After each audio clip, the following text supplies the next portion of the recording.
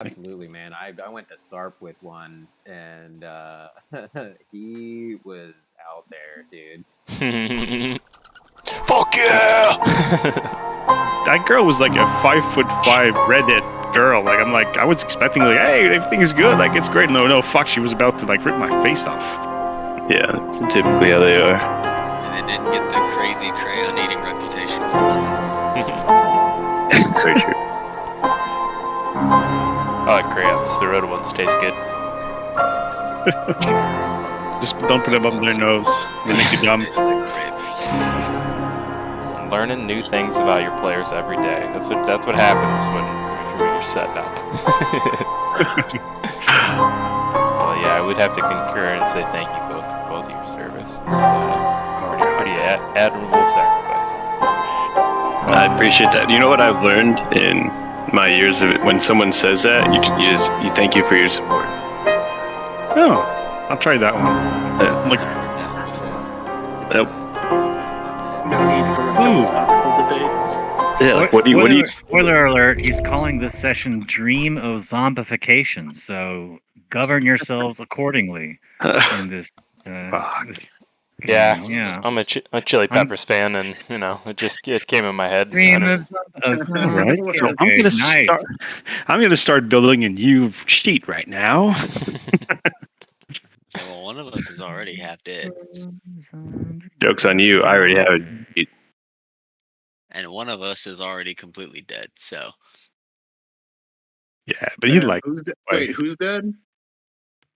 me. Well, I'm dead. By design. Oh, you stop. You little. Nah, you got me. All right. You got me there. Well, yet again, we venture back into the mists of Barovia, this time resuming in the midst of a battle with zombies at the Sayre Falls encampment. After taking some rest along the campfire, you were accosted in the night by the sound of oohs and ahs creeping out of the woods. When you came out of your tents, sleeping places, spots of meditation, you were able to notice several zombies creeping through the woods. A battle quickly ensued. Some bites and blows were traded, and this is where we resume. Also, could you share the live stream on the game chat? Absolutely. I can't watch it. Does it want to like take over your screen or something? I'm not sure. It just boots me out of the call. Huh?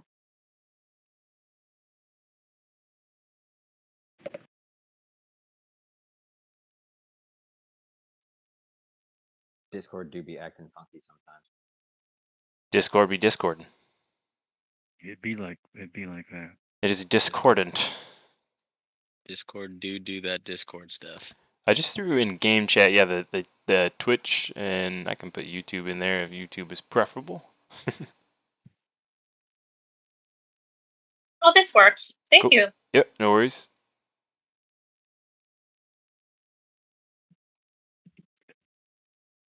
I'm going to try and be an adamant cameraman. If I get sleepy, just tap me on the head or something. I'm gonna curse a Strahd so hard tonight, you guys. Oh my gosh. Alright, let me drop initiative in the chat for you guys. And then for Robert, if you could type in the chat exclamation INIT space join. So that's exclamation init space join. That's pretty solid. Ranger. One more time. And that should be our initiative. And Tarak should be the top of the order here. Yes, I am, sir. Currently pursued by a mad zombie woman. Trying to get that freaking groupie off my feathery birdie ass. Zombie lady. So I'll try to hit her with my rapier. Right in the throat and try to make her stop talking. So 23 to hit. I'm guessing that hits. Oh, not only does it hit, but causes some gross, disgusting damage. Fleshy zombies, soft-skinned. The damage is almost like cutting into like soft butter versus hard butter. And that's going to be a total of 17 damage. Wow, it's pretty solid. Sneak attack, baby. Yeah, freaking resistance.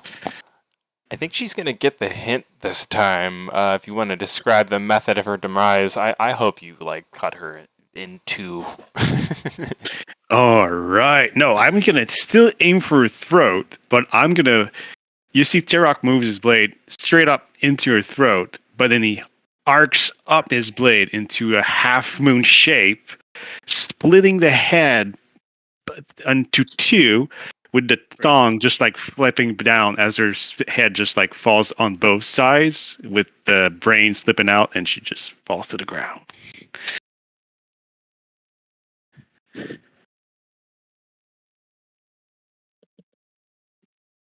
Is that graphic enough? That is beyond graphic enough. I love it. I love it. I was like hoping that Tailspire, since the last time we played, added an effect that was cool enough to picture what you described, but all I could do was knock her down. That is perfect. That is good enough. You are impressive, sir. All right. If that is the end of your turn, it should be Imelda up, I believe. Yeah. She is still in the tree. And which one is looking like really hurt? Like who in the party looks hurt the most? I would say out of all of them, Zombie 2 probably looks the worst right now. Oh, I'm sorry. You said in the party. You said the party. Yeah. I'll let anyone by themselves, surrounded, or like they're alone and just one's really killing them right now. If Discord is not lying, it looks like Aaron is taking some ouchies. Okay. Terok also looks in pain. No, that's it's lying. I'm at full health. I don't know why it's showing me with then. Same. Lying Discord.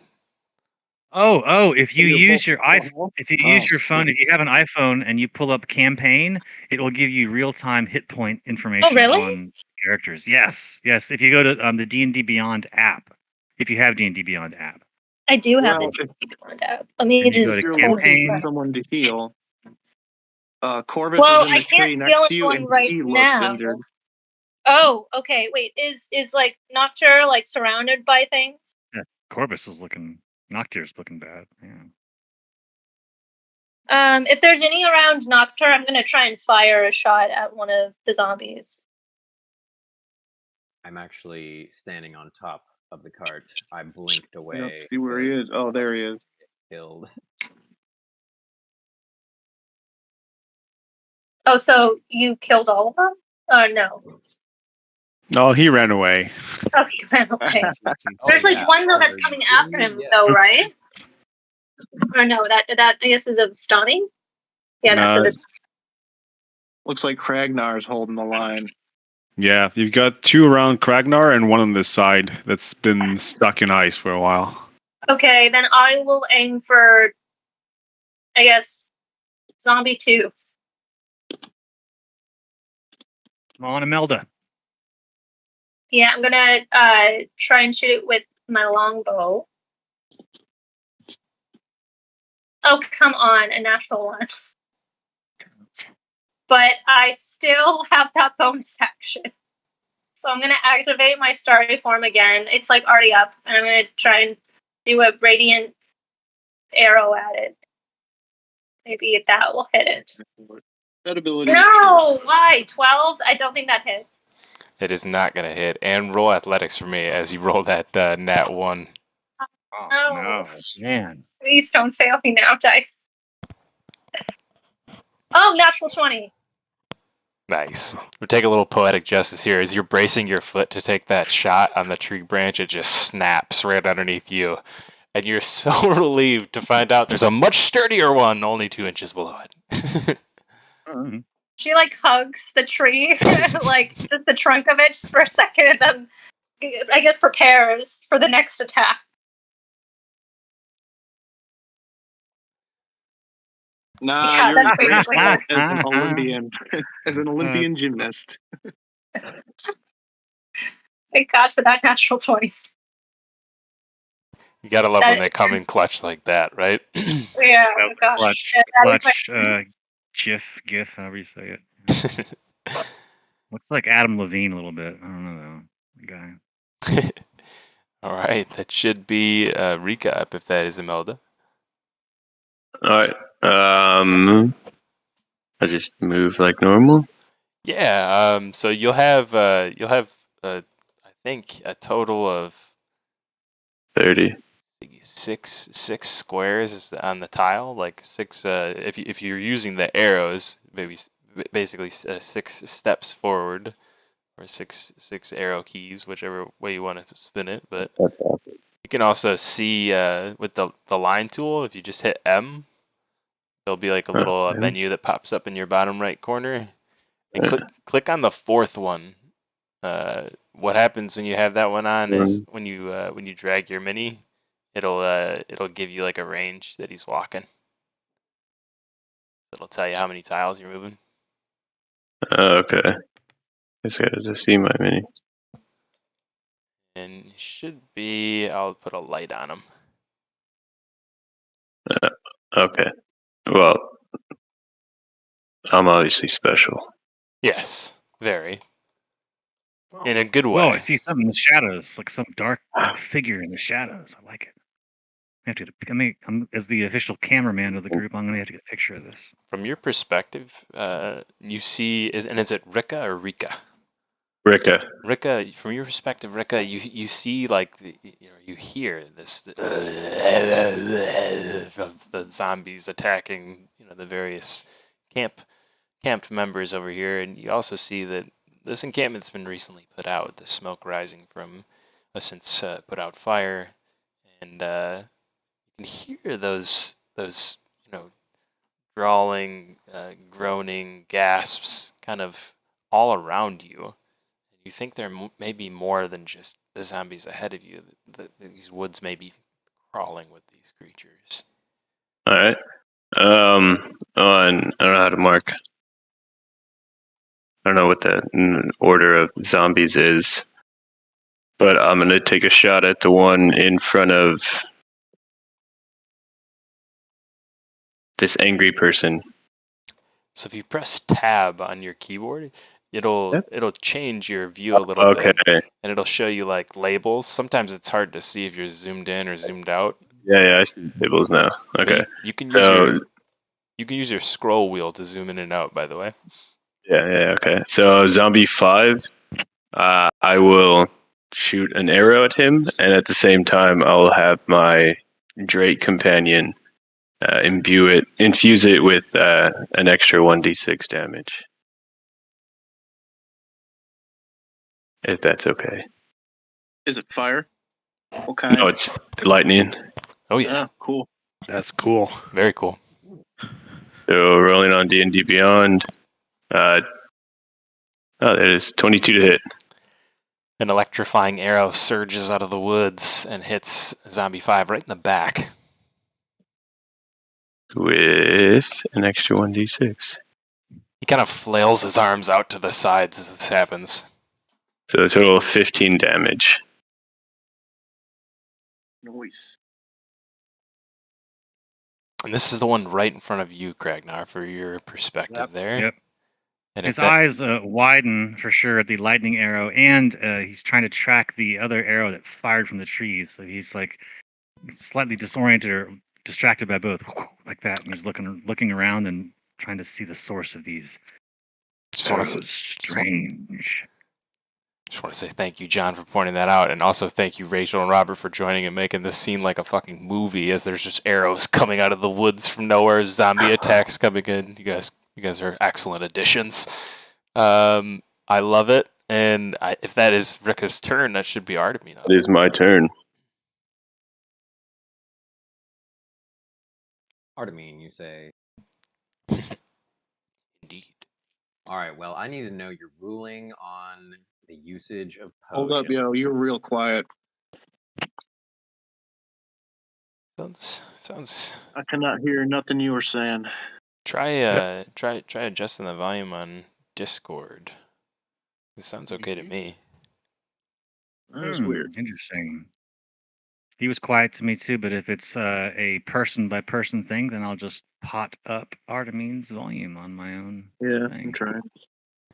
Sorry, go ahead. Yeah, he asked what was the ruling on potions, and then I think that was it.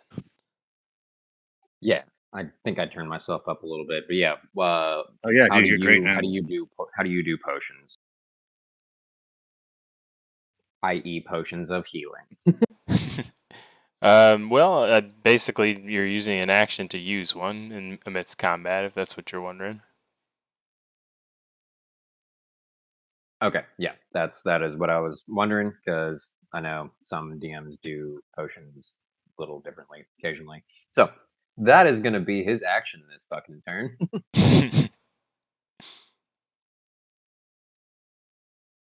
I will say if you have a bonus action available to you, you could expend that to take a potion as well. Oh, well, all right, yeah. If you would allow it as a bonus action. I like that better.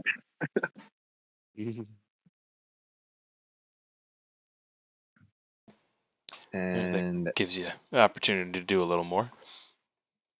Right. So then with that, I will go ahead and spend my action on trying to maybe help from atop this cart. The men on the caravan.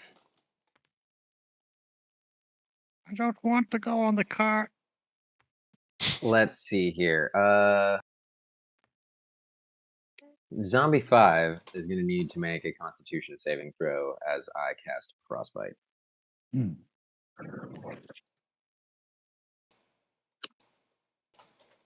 Artemine is living quite the chilling vibe right now with that cone of frost and then this one. Yes, he clearly favors cold spells. Dude, I've been getting cone of frosted so much as NPCs lately. It's getting a little cold over here. Not just by you guys, other people too. Let's see here. Sorry, I was looking up con. And Tell me they didn't nerf the cone on Cone of Cold. Yeah, it's a box now that originates on you. I think Cone of Cold's still what 30 foot. 30 foot. Oh, foot? I think it used to be like 50 or something, man. I think it's 30 or 60. I can't remember. Yeah, it used to be like 50 or It's a 60. 15-foot box. I'm just kidding. It's not really. I'm just making a joke. About make all of the wizards jokes you want. We will get them. I don't even know what frost is. Yeah, it affects me now, so it's extra funny. I also recently realized that the cone tool is it's adjustable. You can adjust it to the angle that it should be, which is I think 45 degrees. Learned that in a session last night. Oh, that's neat. Yeah, so you just click. What do you press to adjust the angle? Click it, widen it, or whatever. Click it once more. So you click it once to make the cone, and then you click it again to adjust the angle of the cone. So you might be getting screwed out of your width if you're not doing that. So I just want to make sure you know. And then it'll show you a little number in the center as it widens. And I'm terrible at making it exactly 45. So if you make it 47, I won't slay your character. I promise. That's cool. Close enough is cool with me. Okay, I can't get rid of it now. except you, Dan. I'll slay your character if you do it. Hit it again. Hit the one degree of failure for you, buddy. My degrees are always agreeable. Always exact. By one. My degrees I are don't know how to get rid of it. Well, I like your style. Push the line tool again. Push the line tool again. You know, when you cast a 258 degree cone, it kind of ceases to look like a cone at that point in time. Yeah, I was just doing that. It creates like an inverse cone, yeah. Yeah, Pac-Man of cold. That is what I was doing. But yeah, DC 14, by the way. Oh yeah, that's a big fail. Mm. Big frosty fail. They rolled a 12. All right, so he takes 4 points of cold damage and has disadvantage on his next attack. Nice. Yeah, that spell one's on dead is pretty strong when it hits. And that It's was on. It's, good. sorry. That was just zombie 2, correct? I Yes. think it was 5. I thought it was 5. Or, Okay. yeah, no, it was just 5. Oh, sorry, just 5. Other side. And how much damage did you say you did? 4. I apologize. I'll get D&D Beyond open so I can see it. I think that is gonna kill. You kill him with 4 damage. Frosty cold death. Solid. Frost, solid. Dragon Death looks over from his a shoulder. gentle cool breeze. I mean, I think you could All around. freeze him solid, right, into like a statue if that's the case when he dies. Now he's like literally like I don't ice. think a cantrip can do that, but yeah, sure. There are some spells that can do that. Damn it, ice statue. It's all flavor at this point. I was hoping for Elsa, but The cold never bothered me anyway. that's all right. Oh. All right, he's just frosty dead. You hear the zombie go, "The cold never bothered me anyway," and then it just dies. Zombie has a beautiful voice. All right, Zombie 5, you are no longer alive. Well, you never were. True. Well, maybe he was at one point. I'd say if there was a zombie, it was alive at one point. And I ghetto critted on my fucking healing potion, so I got back 10 HP. Trying to get the most health you can.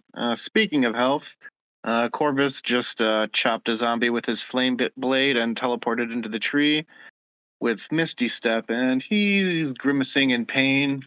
If he weren't wearing such dark clothes, you'd see the blood matted on it, so he's going to try and stem the bleeding with a Cure Wounds on himself. Hey, got a decent roll. That helps a lot.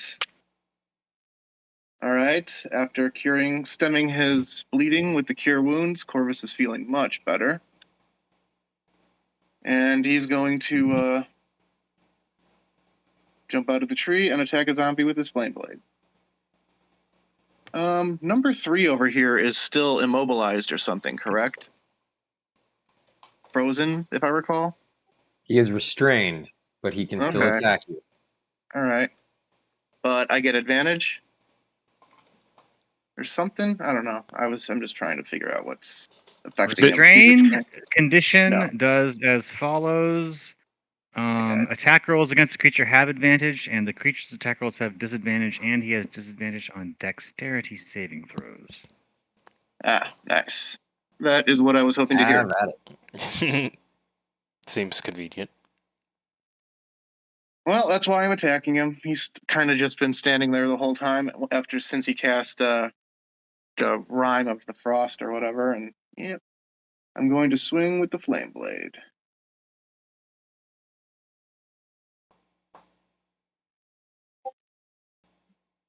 .22 will do it, but let's see. No. Alright, that'll hit. Do I really need to check the dice again? What was it? Damn it.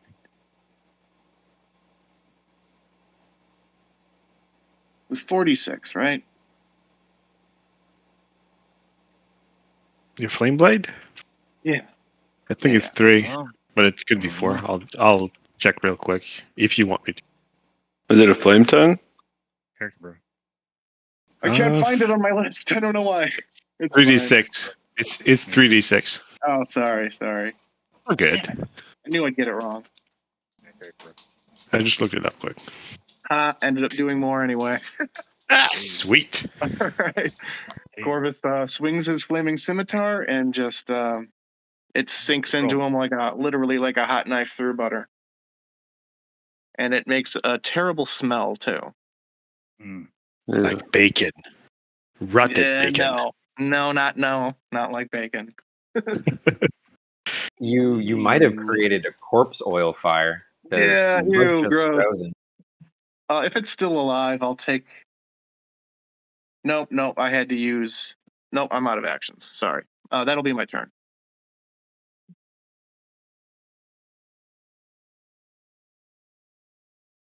Yep, just the bonus action is all I got. Sorry. Okay. Kragnar hoists his battle axe overhead and does an overhead double-handed swing at zombie number 2. Reckless. He does 15 slashing damage to him with that attack. Brings it down right on the head neck area.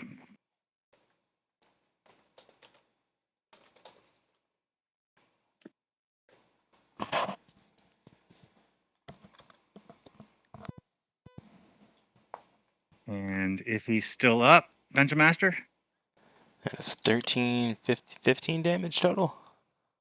Yeah, 15 slash. Yep. And it's going to take him down. Okay. All right. Then he'll turn.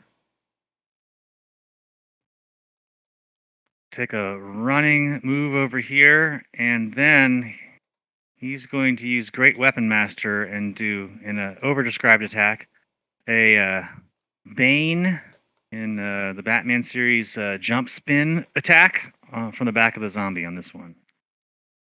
So let me load up that. Come on, hit. That's not going to hit, probably. Nope. He misses with a 9.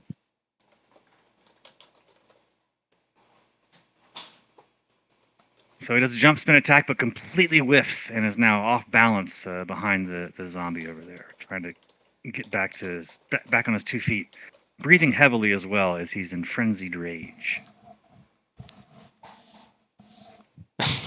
I don't know why that keeps happening when I try and bite people. It doesn't want me to bite you.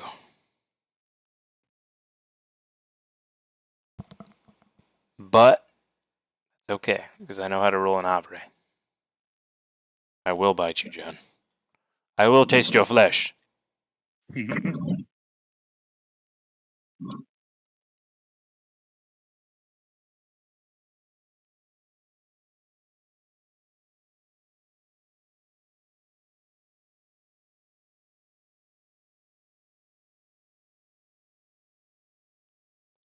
Zombie's close to your size, John. He's rather large.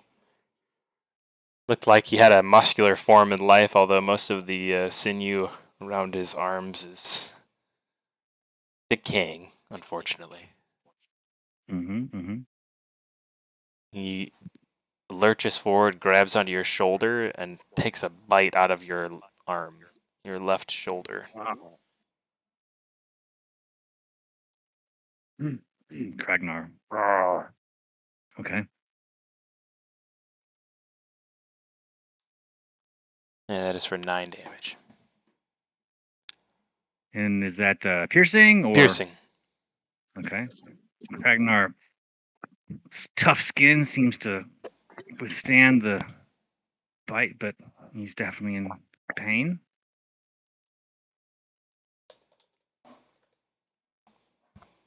Kragnar does not taste good. Not at all. It's very stringy. You notice how I use pork? That was the no mistake, no coincidence. He rests his arm away from the zombie's mouth and readies his next strike. All right, that should be air on up after zombie takes a small bite out of John there. Kragnar. Aaron's gonna move up to the edge of the cart here. Cast Witch Bolt at Zombie 3.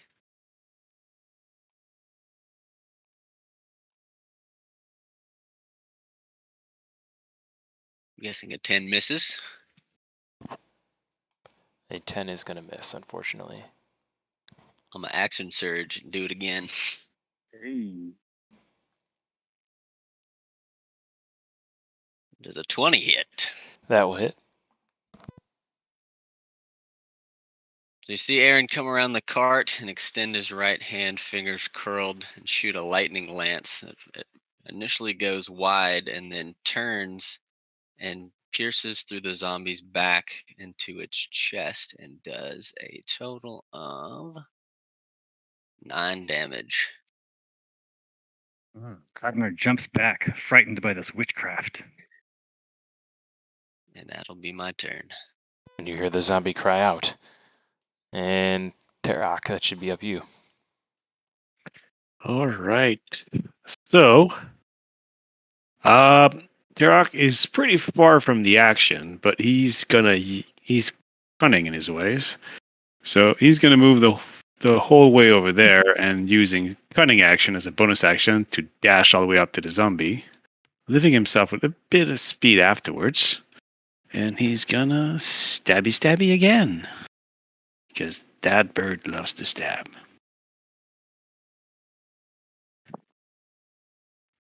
With that hot advantage, hot sneak attack.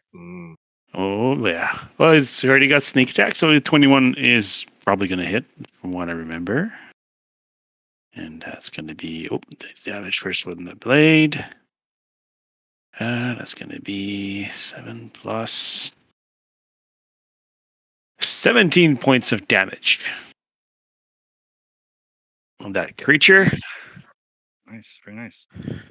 And he had, I think, he used 2, so he's got 4 squares left.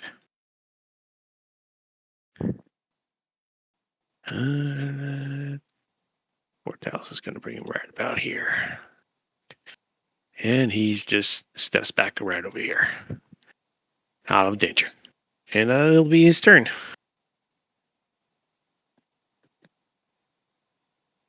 Fancy footwork allows me to disengage if I hit something. Swashbuckler. Yeah.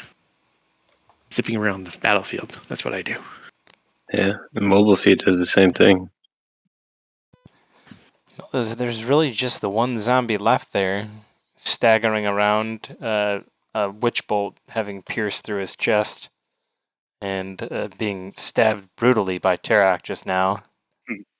I think he might still be restrained too. I hit him with my flaming scimitar.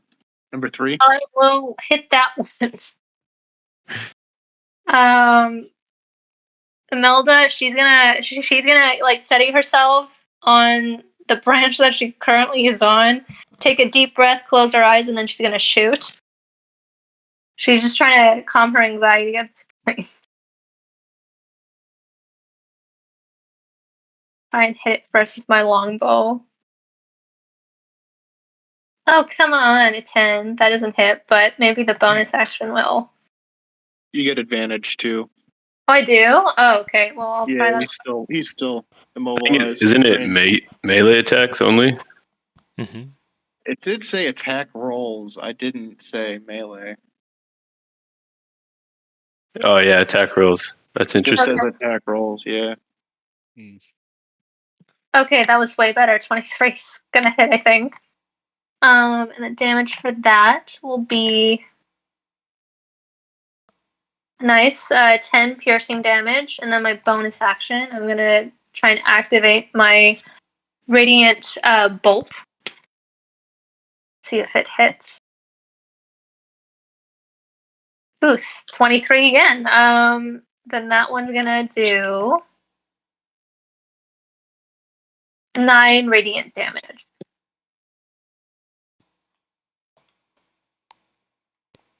That ought to do it. That is going to top it off. Zombie 3 will meet its demise at the hands of Imelda.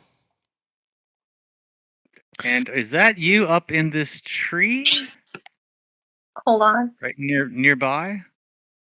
I know I'm on top of a tree. That's you yes, right there. that like, is right me. nearby. That is definitely me. Yeah. And you're all You can't starry. make it up You're for future starry, right? seeing. The what? You're all covered in stars and stuff.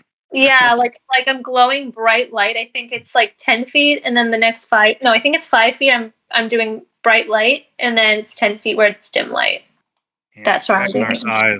his eyes widen in surprise, and Well, she would be super bright if it weren't for my ridiculously bright flaming blade that was giving off a ridiculous. And Corvus quickly quenches it, realizing it might attract more zombies. this is a lot. This is a lot for Ragnar to take in. He staggers back a little bit and just looks around, and definitely is surprised by a starry creature up in the trees.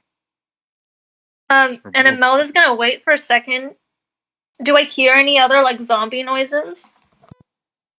Off in the distance, but nothing close to you. Okay, she's gonna deactivate her like starry form, and she's gonna try. I'm gonna regret this. She's gonna try to coolly get off of the tree. You had to add coolly. I know. Describe it. Really descriptive. Then that guarantees a good roll. Okay, first, how high am I off the tree right now? No. Probably up about. How high are you up, you mean? Yeah. I'd say about 15 feet.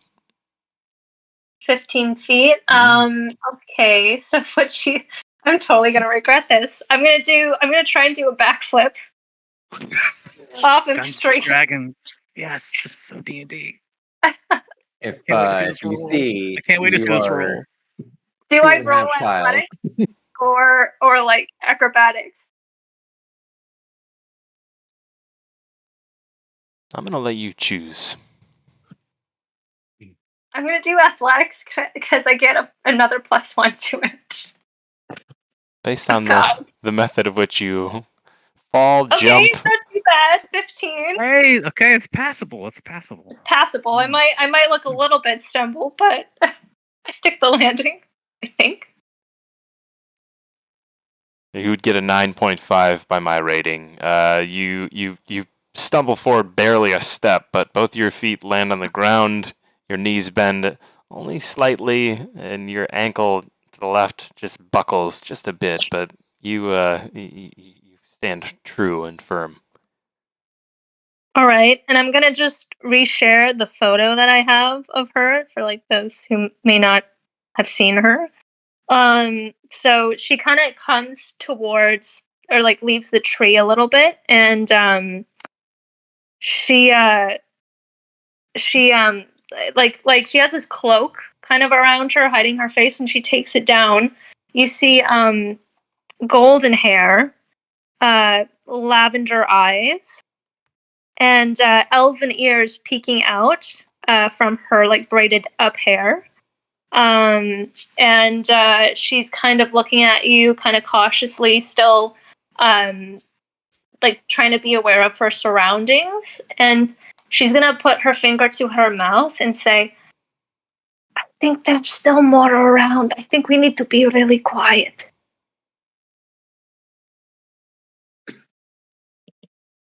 Kragnar is still getting over the starry form, but the approaching normal-looking person, he's like, he nods his head, but then he kind of goes, and he's having clear trouble breathing and kind of bends over, looking very fatigued. Are you all right? We'll be okay.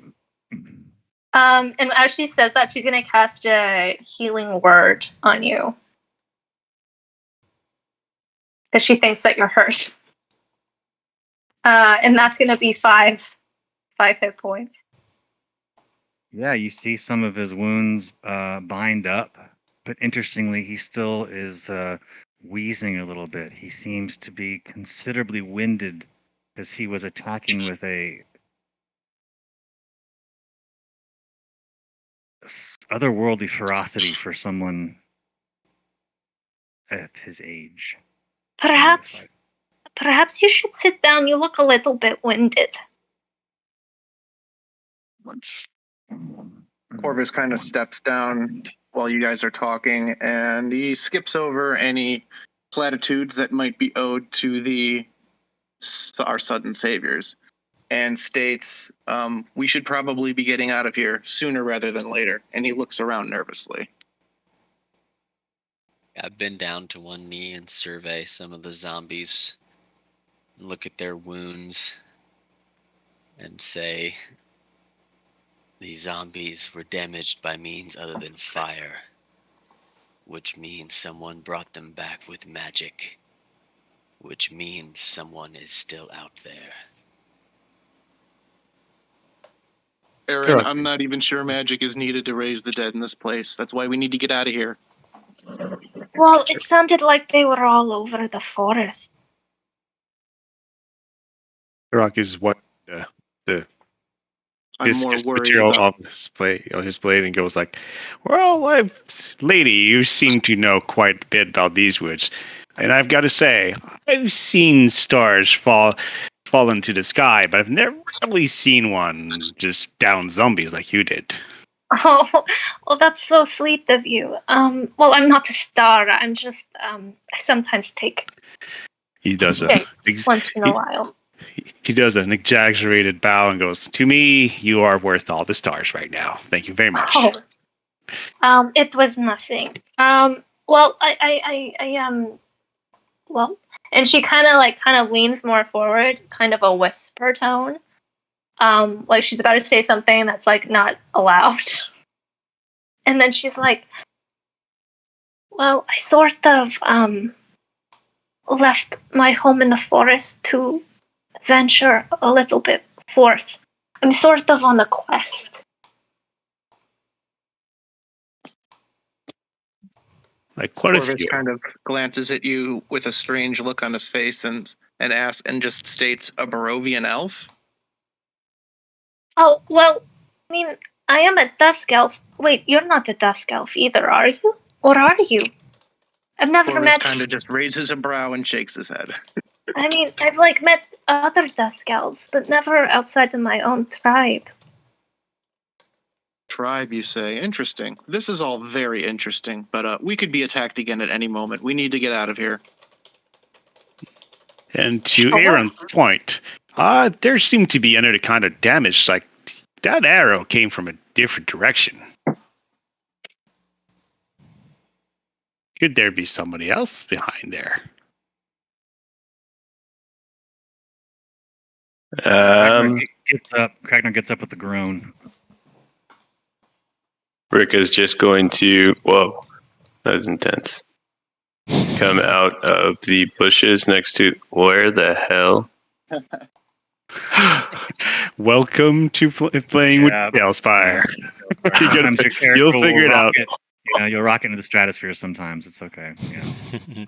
I recommend clicking Shift on your keyboard and then left-clicking your mini. What'll happen is you'll see a little mirror image of your mini come up, and then you'll be able to easily transport them. All right. Now she's going to come out of the bushes.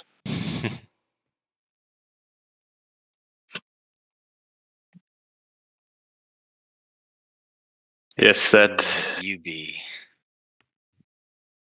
arrow was for me, and you see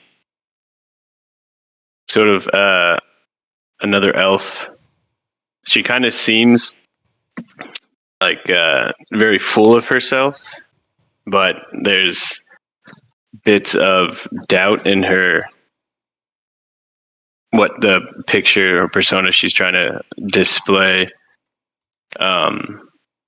And next to her walks a bright blue, sort of like a bright blue scales with dark shadows underneath dragon comes on the side of her.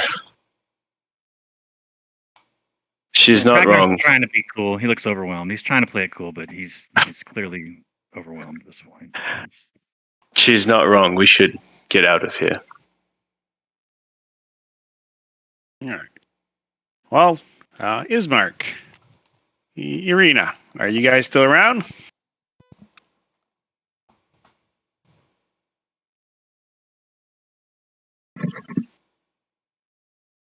Yeah, Corvus is trying to play it cool too, but he's thinking to himself, "Man, I haven't seen this many exotic elves in one place since I've been to Evermeet." Turok is just sad he lost his bird brother early on, disappeared in the mists. Don't feel too bad. I have a bird too. He can be your friend as well. Yeah, it's just not the same. The other one could punch things. Perhaps it might come back to you.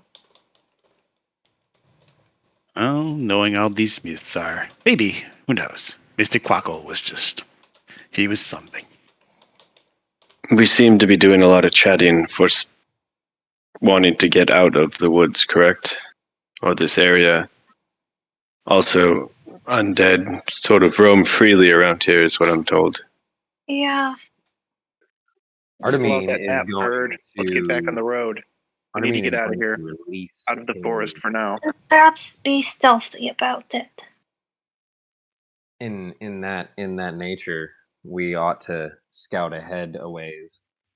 And as he says this, Artemine releases his onyx familiar to scout the skies and perhaps glean if there are any more immediate dangers ahead of us.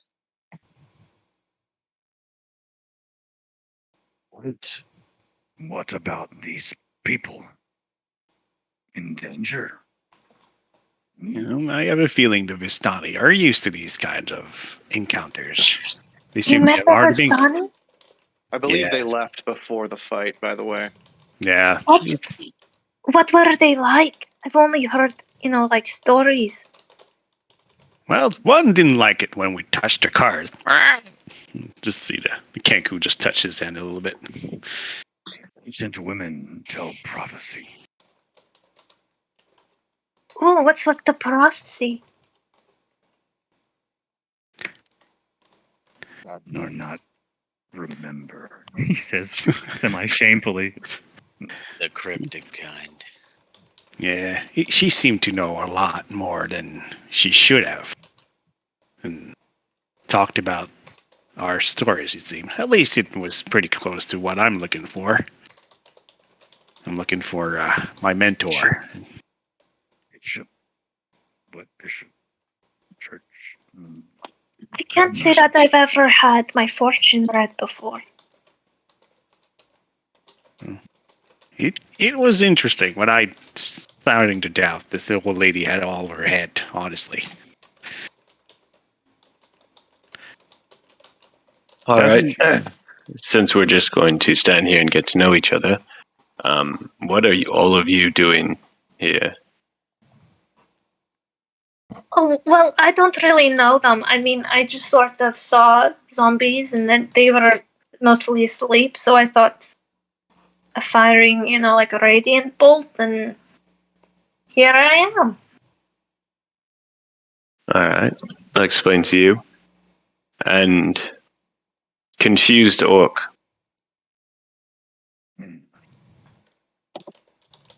Ragnar come. Search for cure for Thunderhoof clan. People sick. Mists come. Take me to strange land. Tell Ragnar do you know of medicine for blood rot? It takes the children first and the babies. Do I know it?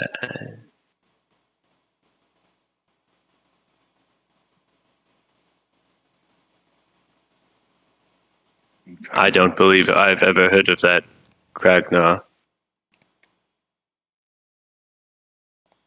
Not surprised. Ragnar will fail his people. Stuck here. No escape. Yes, it's rather unfortunate. If only your tribe's lands had a druid grove living on it or something like that. They could have probably helped.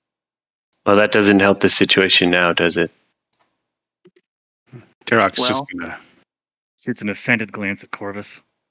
Turok just puts his hand on the, high up, lifts his hand up to the shoulder of the orc and just goes, there, buddy. Don't worry about it. We'll figure it I was out a actually way. suggesting I could help, but whatever. Take offense at that, if you will. It's fine. Gradmar will figure out solution. Glad you came to help many zombies. This undead new strange. That's not a bad idea, actually, Kragnar. It's genius, actually. It's probably best if we all stay together, at least until we're out of this area or we've benefited each other. His chin goes a little higher.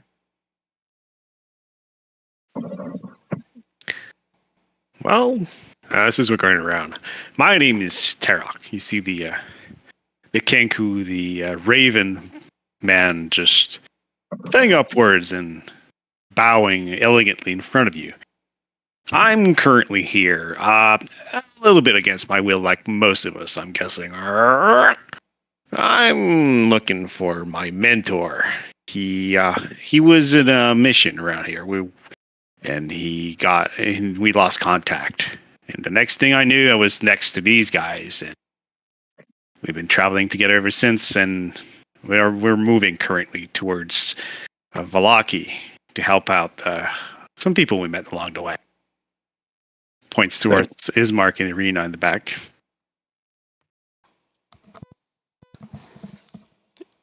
If you take note of Ismark and Irina where they're positioned, Ismark is standing over Irina, and Irina looks to be laying on the ground, convulsing slightly, in some sort of a night terror. Ismark tries desperately to wake her, but seems to fail. That's not good. Tarak's gonna Ragnar runs over. She's been like this for 30 minutes at least now. I don't know what to do. You see that her eyes are open, completely white, pupils rolled into the back of her skull.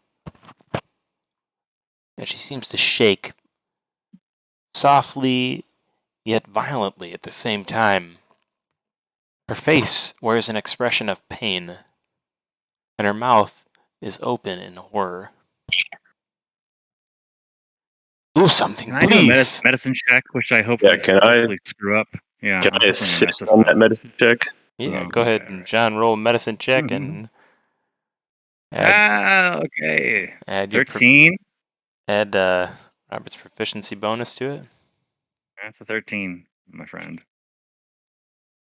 Add my proficiency bonus? Yes. Alright, so it's 15.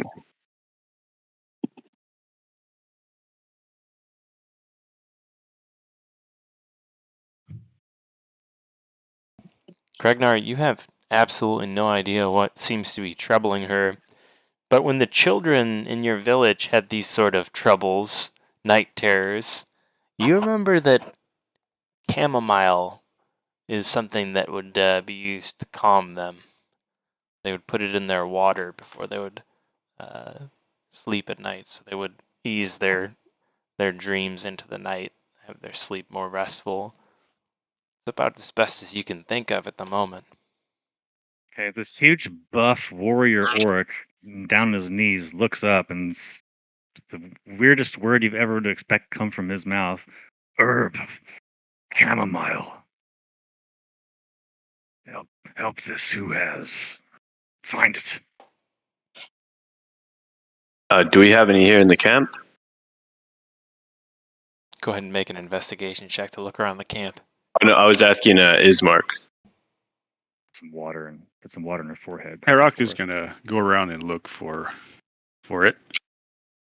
I'll look for it too. I got a 17. Oh, I roll a nat 1. But I'm gonna re-roll that using my Kenku recall. Because I will not stand by that fucking one. Are we in the forest? Yeah. You are, yeah, you're in the midst of it. Okay. Much better. 18. My favorite terrain is the forest, so I get to investigate and add double proficiency. But it's a nat 1, so I'm just gonna not see anything. Tarek, you find the herb you're looking for. Sweet. Pick it up and return it to Yeah, I return it, and does somebody have some hot water? Ismark wastes no time. He quickly pulls a small pail from the still small smoking embers of the fire.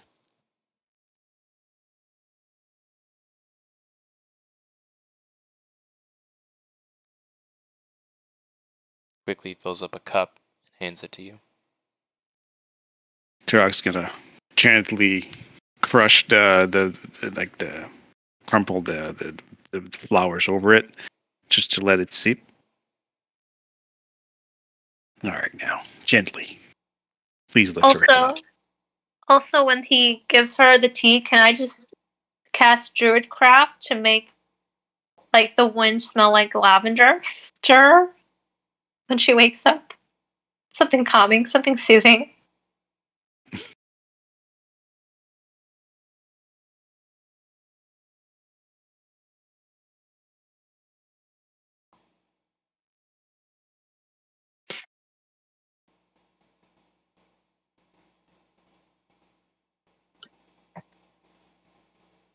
Oh shit! Someone has different miniature forms. Someone has different mini morphs, don't they?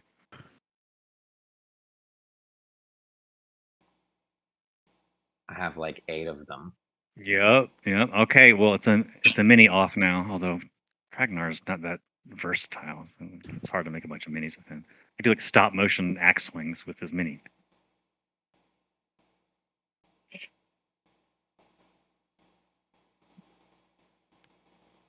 All right, so Turok is gonna gently lift her head up and slowly try to help her drink.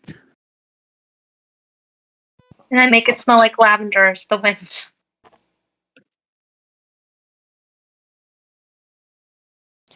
You sloppily get some of the water to go into her mouth. You're not sure how much of it goes down. She chokes a lot of it up, coughing some of it back up into your face, chest area.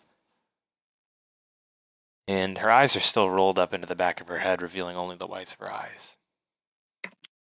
Though she seems to, or the convulsing seems to subside. Artemine is going to cast Detect Magic on her.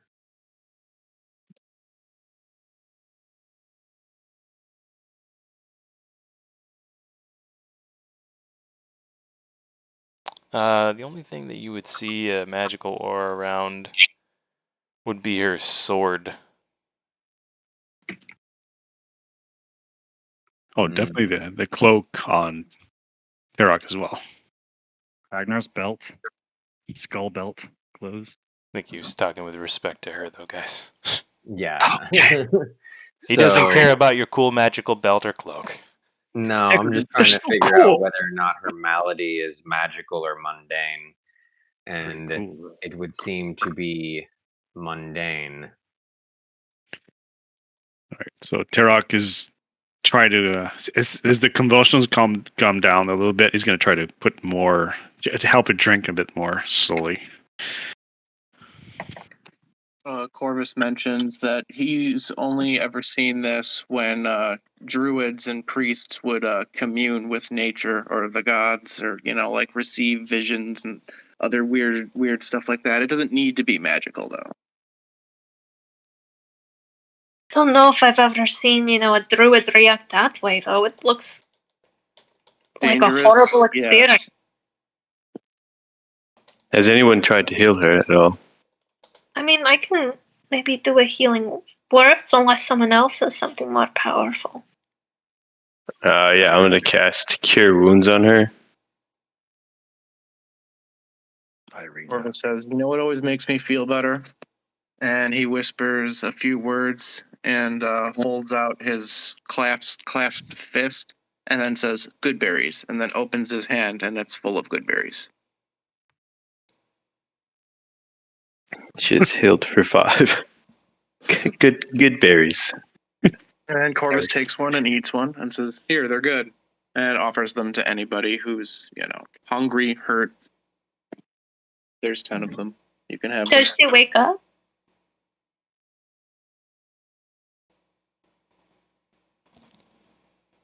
she remains sleeping. Oh, you know what? I have an idea that sometimes worked, with some people in my tribe. What if one of us gets our most smelliest sock and puts it next to her face? Maybe that'll wake her up. Ragnar have smelly sock. Wait, no, Ragnar Probably not. barefoot. Probably not. I smelly. Go for it. Let's see. That'll probably help. The first one who brings a sock next to her face gets a dagger in the hand. Well, at least she'll be awake. Is she sleeping soundly, or is she still like? I wouldn't say she's disturbed? sleeping, guys. If you Okay, probably haven't seen people sleep like that in your life before, with their eyes wide open, convulsing. She looks to be in some sort of state of arrest. It's obviously not magical, mundane. I believe it was described as earthly quality, which I hope was the definition you were going for, not boring and lacking interest. But No, that is what I was going for. I figured so much. See, those dual definitions. They can be dangerous, man. The English language is a sketchy place. Well, it seems like she's got something severely wrong with her. Though your cures, heals, good berries have caused this convulsing to stop, she seems to be in a catatonic state of some sort, or perhaps comatose even. Is But there she's not- a But her eyes are Anywhere. like not convulsing backwards, and she's not shaking around anymore. She's not convulsing, but her eyes are still wide open, and all you can see are the whites of her eyes. Is there anywhere we can take her that you guys know of close by? Valaki is 2 days from here, roughly. Yes. Yikes. I'm So far away from my village.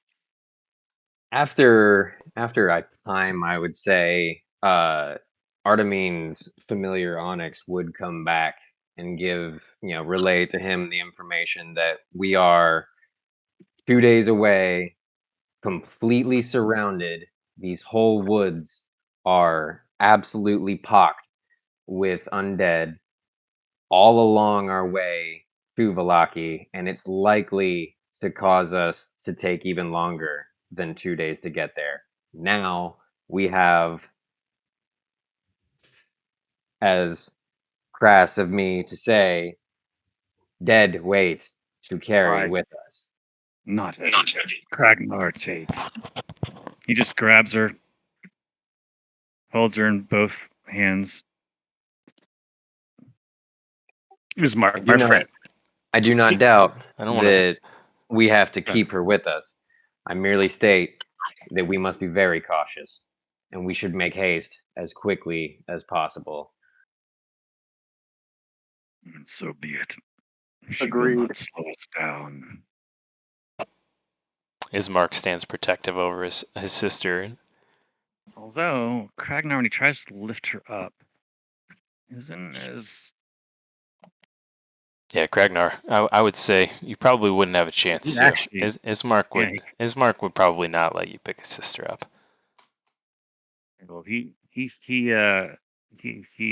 passes it Not off. trying to steal your thunder, but think about it here. Brother concerned for his sister, she That's fine. slowly becomes unconvulsive. He's probably Totally gonna fine. make sure she's carried, make sure that Artemine doesn't abandon her. You can make a You can look perception after roll her, if that's you. good. you That can means we don't have to. Means we don't have to be distracted. Ismark can look after her, right? That's what you mean. Yep. Okay, If you cool. want to make a Oh, perception roll, I heard you on- start saying something about me making a roll. I'm not even going to listen to it. You just I was just saying- reverse that thought in your head immediately and direct it somewhere else. No, I wasn't telling you. I was saying if anyone wants to do a perception roll, they could on Kragnar. They can as he sets her back down. All right, Ismark, my friend, are you okay to carry her to while we move to Valaki as fast as we can?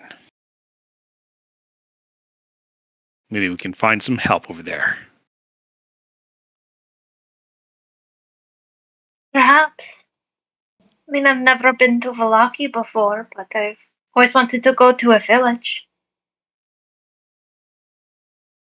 Wait, the town is called Valaki? Yes. Okay. It's probably best we head there then. Well, it's a good thing you've got multiple druids who are very good in the forest because whew, we got some problems ahead of us. Why? What sort of things have you encountered? No, he mentioned that we're stuck in the middle of woods, dense woods, completely surrounded by undead, and we're going to need to covertly make our way out of here with much travail if we're going to do it without. Well, yes, but I mean before that. That's fine. I was trained in the We'll woods. discuss that later. All right. A lot of my training was done in the woods, and in fact, you could say it's one of my favorite terrains. Right. I'll can be coming, but I really do want to see more. All right. I'll ask again. Ismark, are you okay taking care of your sister while we travel?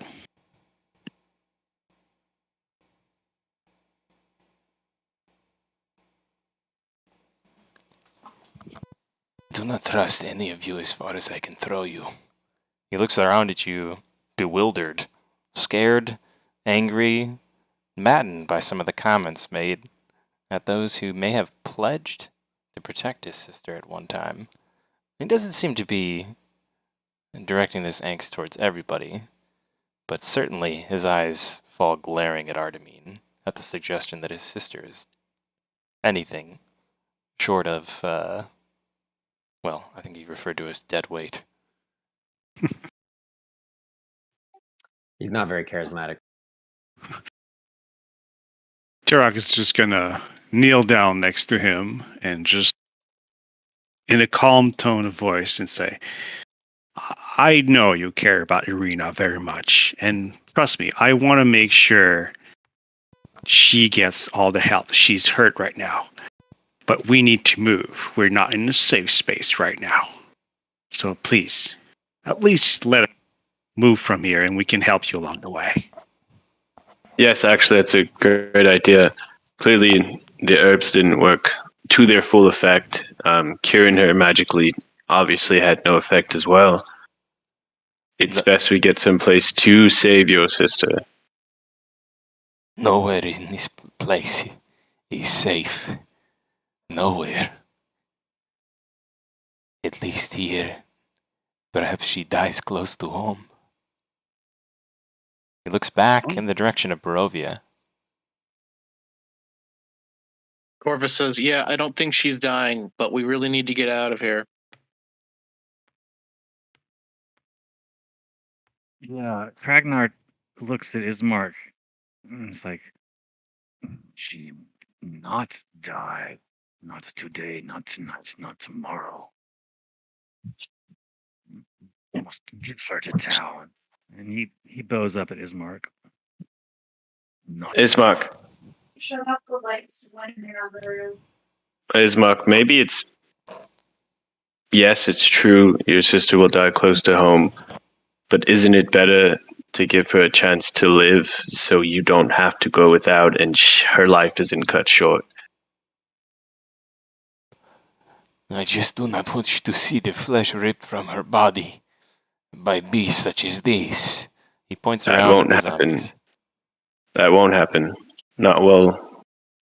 All of us out here practically guarantees it, and Corvus is looking increasingly nervous. Come with us. Trust us. It's the bed chest we have to save your sisters, to get her quickly to a town where we can find some healers. Arr! Here, only darkness and claws wait for you. At least, if we all move together, we have a fighting chance to get it. Come, we are all friends here. We're all trying to help you. I mean, it's nighttime. Weren't you all trying to sleep? Before we were ambushed by the undead, yes. So you want to travel all the way to Valaki without taking a rest? Not know these lands. If rest better than travel, so be it. But Trust wouldn't that even make better. us more, like vulnerable to like those undead things? Not know about vulnerable, but would make us more wound capable of being hurt.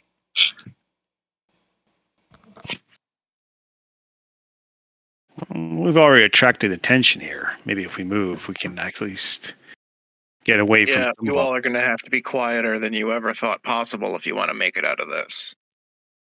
That's easy. Well, So maybe for you, maybe for me, but not for everybody. And he looks at Kragnar. Shakes his head. Let's. If we leave, then we should leave. Can I try a Rude, persuasion let's go. check on to try to convince our friend to move?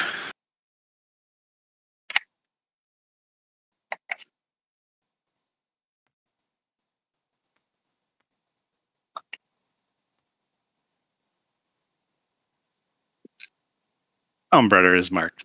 Let us move. We need to move quickly now. It's safer if we move all together. Ragnar, can you carry her? Or do you guys have a cart? Ismark's got her, remember? Oh, that's right. Brother not happy. Ismark, are you tired?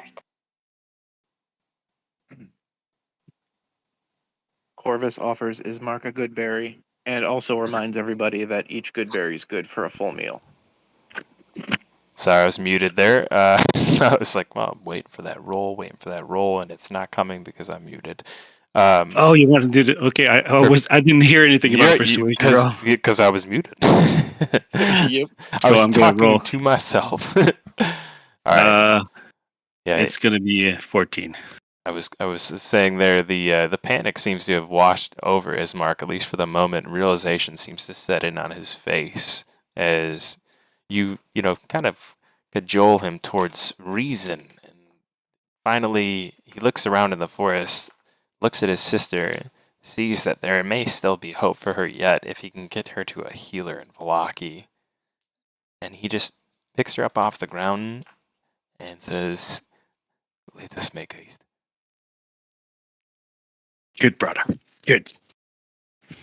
Good choice. Rest assured, you protect her, and we will protect you.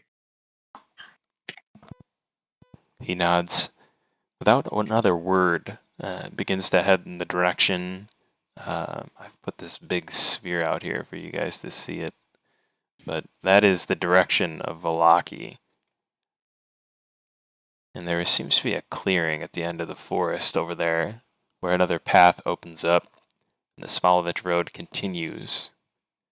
As I said before, it's a 2-day trek. And what I have for you in terms of maps is two very similar looking scenarios, I'm sure. Hey, all good, man.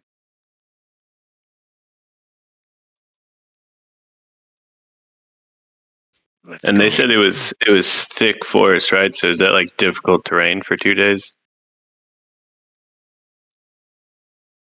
At this point, you're not experiencing any kind of movement penalties from terrain difficulties.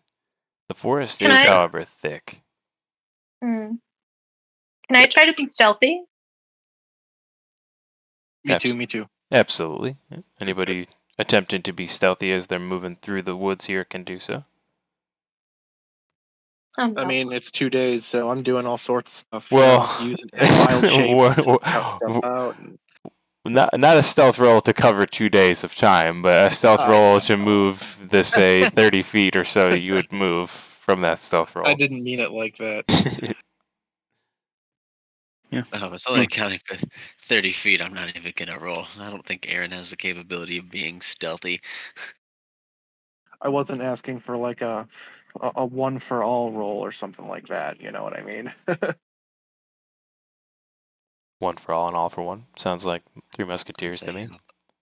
Well, it's not a bad know stealth roll exactly for what I meant. Kragnar, so we should take advantage of it because 16 is not going to happen all the time with him in his condition. So. I had a question, Mr. DM. Yeah, absolutely. So I guess it's Natural Explorer, not favorite terrain, but Natural Explorer is favorite terrain. It's is the forest, so nothing slows groups down. We don't get lost, and I remain alert to all the danger around, as well as my favorite enemy being undead. So could I do checks to avoid any sort of undead in the area? Holy shit. And I'll tell you what, if we do encounter undead in any of the areas, Corvus will simply use Pass Without Trace for the party to get by them undetected. So yeah, we'll be able to tell they're coming, and then use Pass Without Trace to get by. We do not want to encounter more of those, clearly. Fine.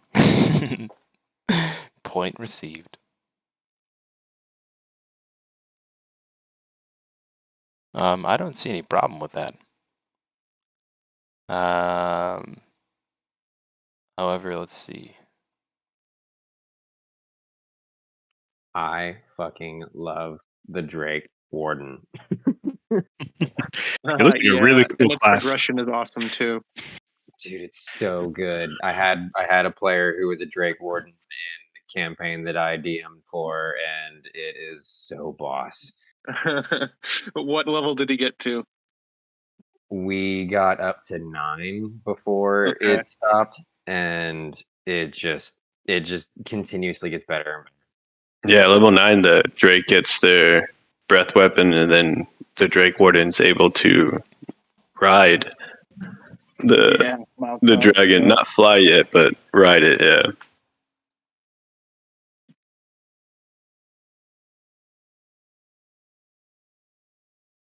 Man, are there even any decent mounting mechanics in 5e? Yeah, I mean, at level 13 for the Drake Warden, your dragon can fly. And you can ride it.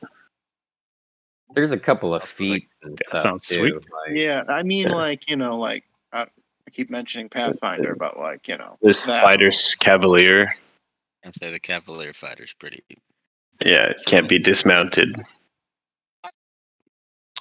All right, so this is how I'm going to do this, and I'm sorry for taking so long to think about it, but it was a lot. I think your stealth checks are going to determine the first hour of movement.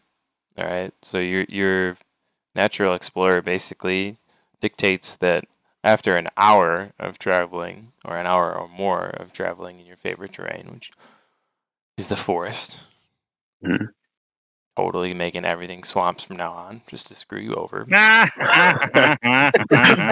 Of course. Had to.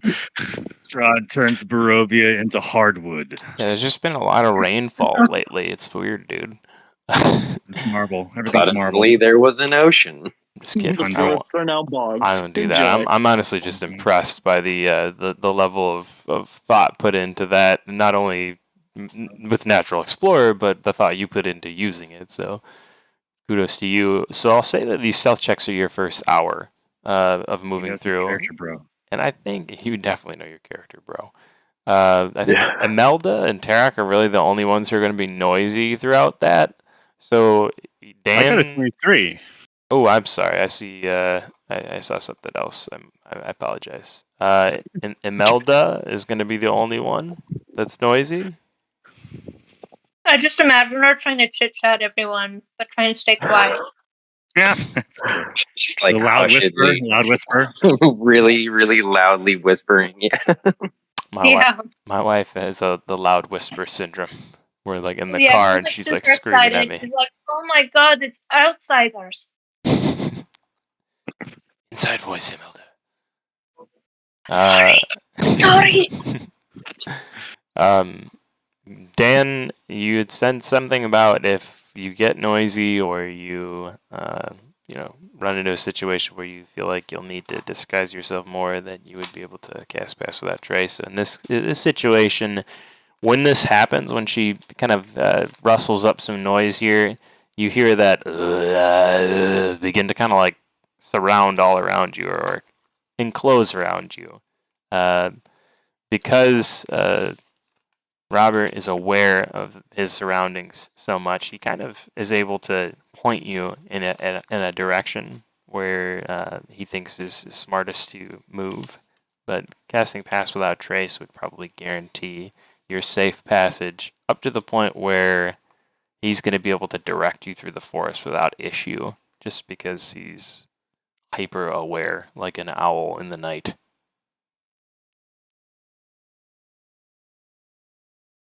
Well, Pass Without Trace lasts for, I believe, 1 hour. Correct.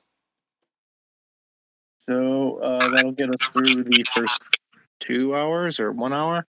Yeah, first 1 hour was what I was thinking. You cast Pass Without Trace, that gets you the first hour, and Robert is basically the fucking forest ranger for the next 22 days. Hey kids, forest fires are bad. Yeah, I was going to say I'm Smoker the Bear. Yes. It lets us get out of here quickly, basically. I like that. That's a good plan. Yeah, this is going to expedite you guys to Valaki and push you past Svalovich Woods. Okay. Sounds good to me. Is what I'm setting this up for. But because I was not expecting this, I am going to need 10 minutes as opposed to a 5-minute break today. Do what you got to do, man. That's what happens when the party gets merged.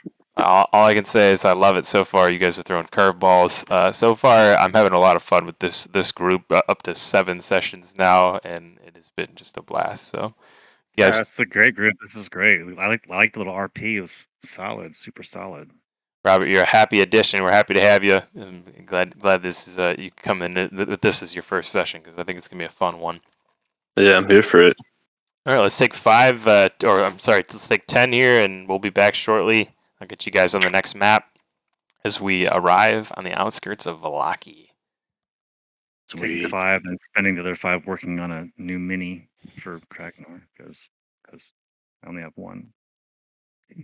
Yeah, I had a surplus of credits left over from my DMing days and decided to just go ham with every possible pose that I could think of that like my character would do. You know, he's a holy man and a detective and like all that shit. You know, fucking it just big works. fan of the lantern holding character. My Thursday character is her spell focus is a censer, like the religious people carry that swing with the smoke. So Yeah, lantern's the closest thing I can get to it, but yeah, it's fun stuff. Nice. Okay, I'll be back. I shall be back.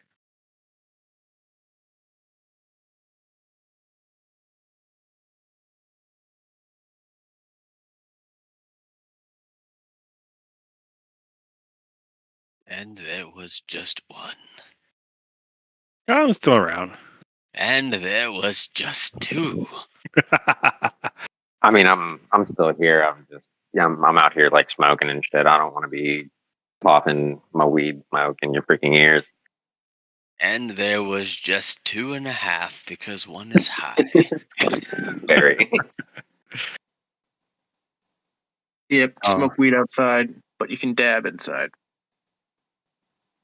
That's my rule. You can dab anywhere. All you have to do is put your elbow up to your forehead and straighten your other arm. Man, I can't wait for level 5. I can start being Bard. It's gonna be fun. Dude, yes, level 5 is going to be the shit. I cannot wait to get Fireball. Absolutely getting Fireball. That would have solved so many problems. I will not come online when you are level 5 because I'll only be level 3. Yeah, that's right. And Surge, yeah. See, that is why I have elected to delay my multi-classing until I'm in a nice, solid place. Yeah, by the time you're casting Fireball, I'll be burning all sorts of crap. Who knows what I'll be casting? I don't even know. I chose to break my norm with this character, and I'm kind of kicking myself in the butt for it right now because I want because I'm trying to play him more social magic with damage and everything kind of secondary, whereas I usually play as just like an absolute striker. And I didn't pick my bread and butter cantrip of Firebolt. Foolish mortal. No, always take Firebolt. Yeah. I will be on the next long rest, utilizing my arcane formulas to Oh, damn, you replace can do one that of on my a rest? cantrips. Yep. Mine makes me do it on a level up. That's bullshit. Nope. Wizards, bro. Yeah. I can change my cantrips whenever I Yeah, rest. now that I think about it, I did take advantage of that a few times. By the way, don't worry too much about the crowd control, like kind of debuff kind of stuff. I'm gonna go full on psychic shit with my bard, with like hypnotic pattern and all that stuff. So that Oh, should you be mean fine. enchantments? Yes, please. I'll be going full on like dissonant whispers, hold person, like all that stuff that can mess around with Yes. the guys. You're like We're gonna we need an enchanter. Yeah, that sounds good. with An a enchanter group of this. bard, like that We works too probably because most want of the good enchantments are low level anyway. we want multiple controllers, and I'm probably going to help you fill that role as well, just not from like the psychic side. Nice, proper crowd control. I'm just really excited to finally get the dreadful strikes and also Damn, that sounds brutal. otherworldly glamour, which like I just think is super cool. Man, you got all kinds of cool abilities going on. Yeah, well, that's what happens when you multi-class. Oh, what's your other class? You're a druid. I'm a and what druid else? of the Circle of Stars, and I'm also a ranger that's going to be Man, that's building kinda what into I the wanted Fey to do. Wanderer. Oh man. Oh Yeah, yeah, see, We all that's just kind of what I wanted to multi-class do, but then I went on D&D Beyond, and it's like, nope. But you guys don't know this in character. Of course It's not. all Yeah, a surprise. Oh yeah. we're out. Yes, Yeah. yes, No, that's kind of yes, the archetype I was going for when making mine. I wanted to do Ranger Druid like that too, but I Yeah. didn't. D&D Beyond didn't have any of that stuff, so Hey. I just went with Oh. Druid. Yeah, I was trying to like base her off of a few different characters, but the one that just presses up on my mind right now is like Rapunzel from Tangled. Oh, When by she the way, goes into that ugly duckling bar. got a dream. By the way, I You gotta had say, comically long hair that you used to do things sometimes. I mean, she has a little cool effect that none of you have seen, so. Rachel, your accent is on point. Yeah, Oh, actually, thank you're real you. consistent with that. You picked that Thick one accent. is fitting for you. You can do that one all day. Yeah. Oh yeah, no, I love that Like, accent. I try to do accents like that, and I'll say certain things, and I'll break it, and I'll mess it up. And yours is pretty consistent. Oh, Not like thank mine. you. I think that's the only accent that I can do, other than like a southern accent, and that's Okay, it. yeah, same probably. Hold up. I gotta hear everyone's southern accents now. You don't want that. You don't want none of that, buddy. Let Hey, me y'all, tell you this that here- right now. Yeah, You Dirk's do gonna sound that. like Mike. You You've didn't gotten like one. Don't offend me. you've got multiple Southern people here. Careful Yeah. what you go for. Yeah, don't offend Let me me. tell you something right now. Can't we now, buddy dog? That is You're not some Georgia, shit right? that you would ever Yeah, wish that's on NASCAR your driver worst right there. enemy. Well, we have all southern people instantly. Aaron, No, I don't you're actually Georgia, ever. right? I don't ever talk like that. I just have some Southern family and have. And they talk like that. I have Yeah. none. So. Do what, John? No, I'm There you go. from the north of this country. Like Roll Tide, buddy. Roll Tide. I do not like the fact that I am in Florida.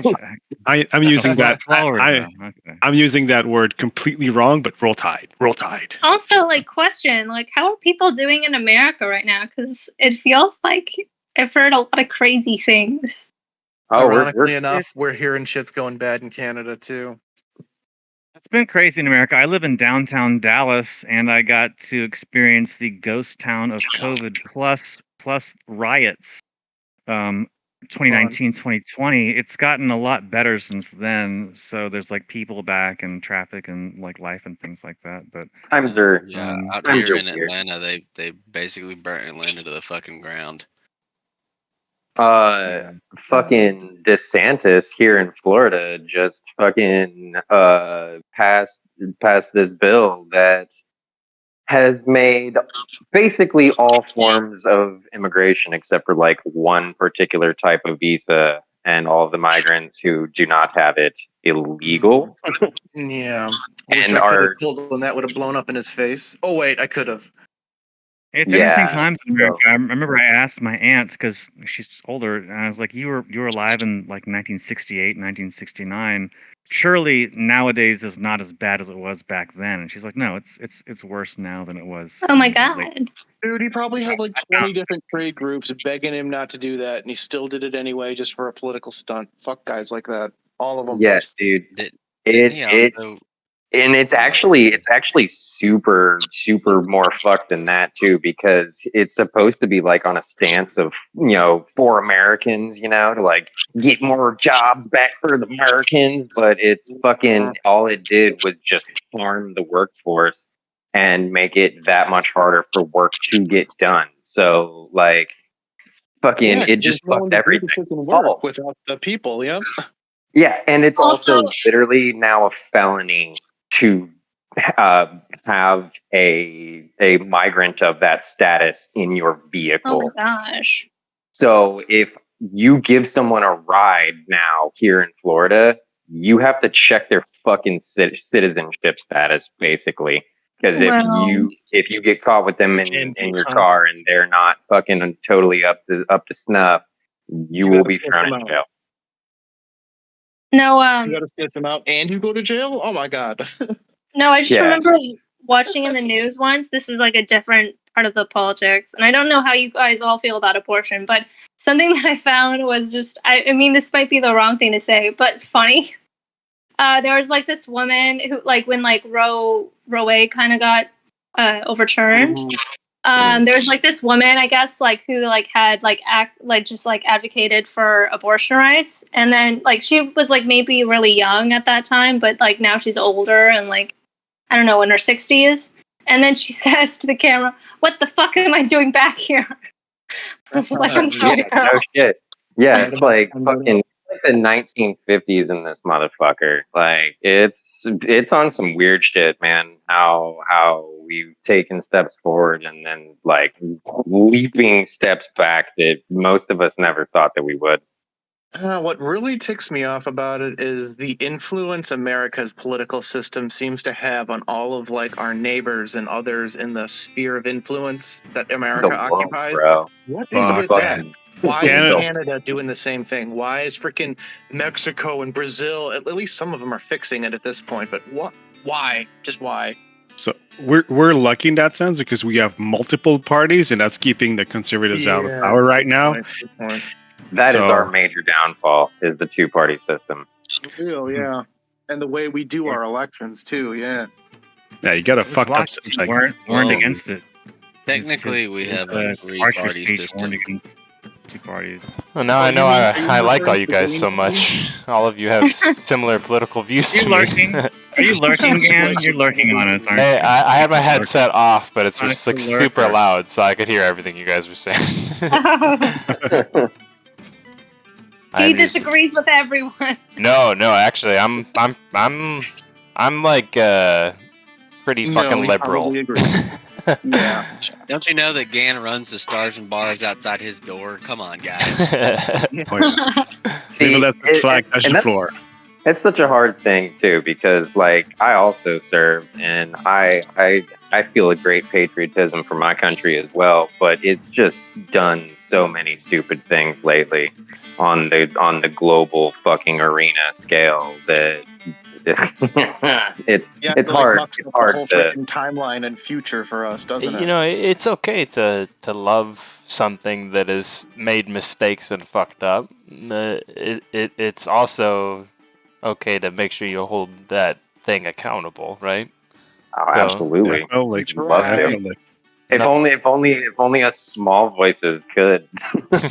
Well, they can at some point. You know, when they become a collective.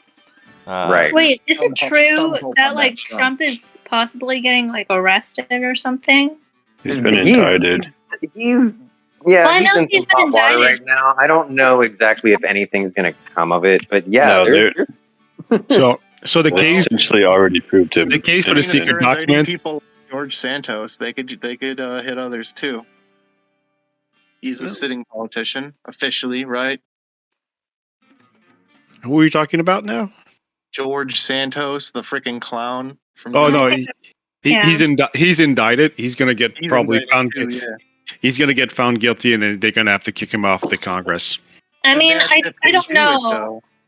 I feel like They won't have a I choice. I might just have like a skeptical view of like American politics now. Yeah, But, no. like I almost Everyone just does. feel like if like you have enough money and enough like people who support you who have money, you can get away with a lot of stuff. Yeah, you gotta that's get that's a money healthy view. to band together with Never other people with supposed money to. to create what's called a pack. There, boom, you've bought influence. Congrats. Yeah. It's never supposed to be that way, but Well, it's ended the up most that way. fucked up thing, in my opinion, is the fact that corporations can donate to your to you Yeah, if you're a politician. Citizens That United should was not just be allowed to Yes. happen. biggest fucking crock and shit. I cannot stand lobbyist bullshit. That's Citizens United. Thank That you, is what Supreme the whole Court. point of PACs is. It's all separate income, separate revenue. They don't have to claim any of it on their taxes. They can use it freely. It's like a freaking treasure chest.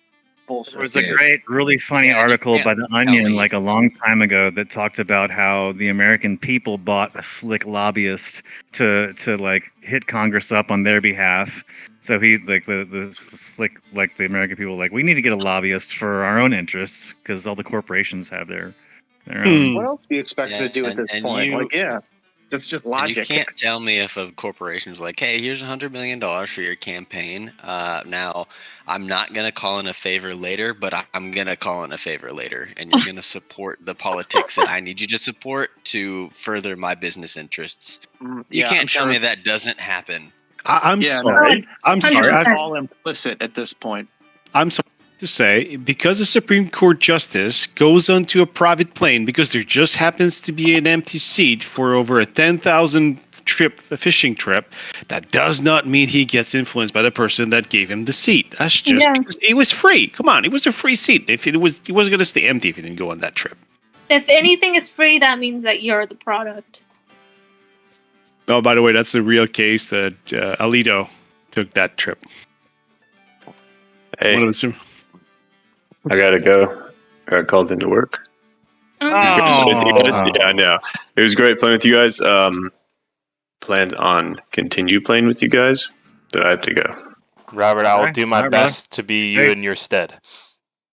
Thank you. 24-hour calls, bullshit. Yeah, that stinks.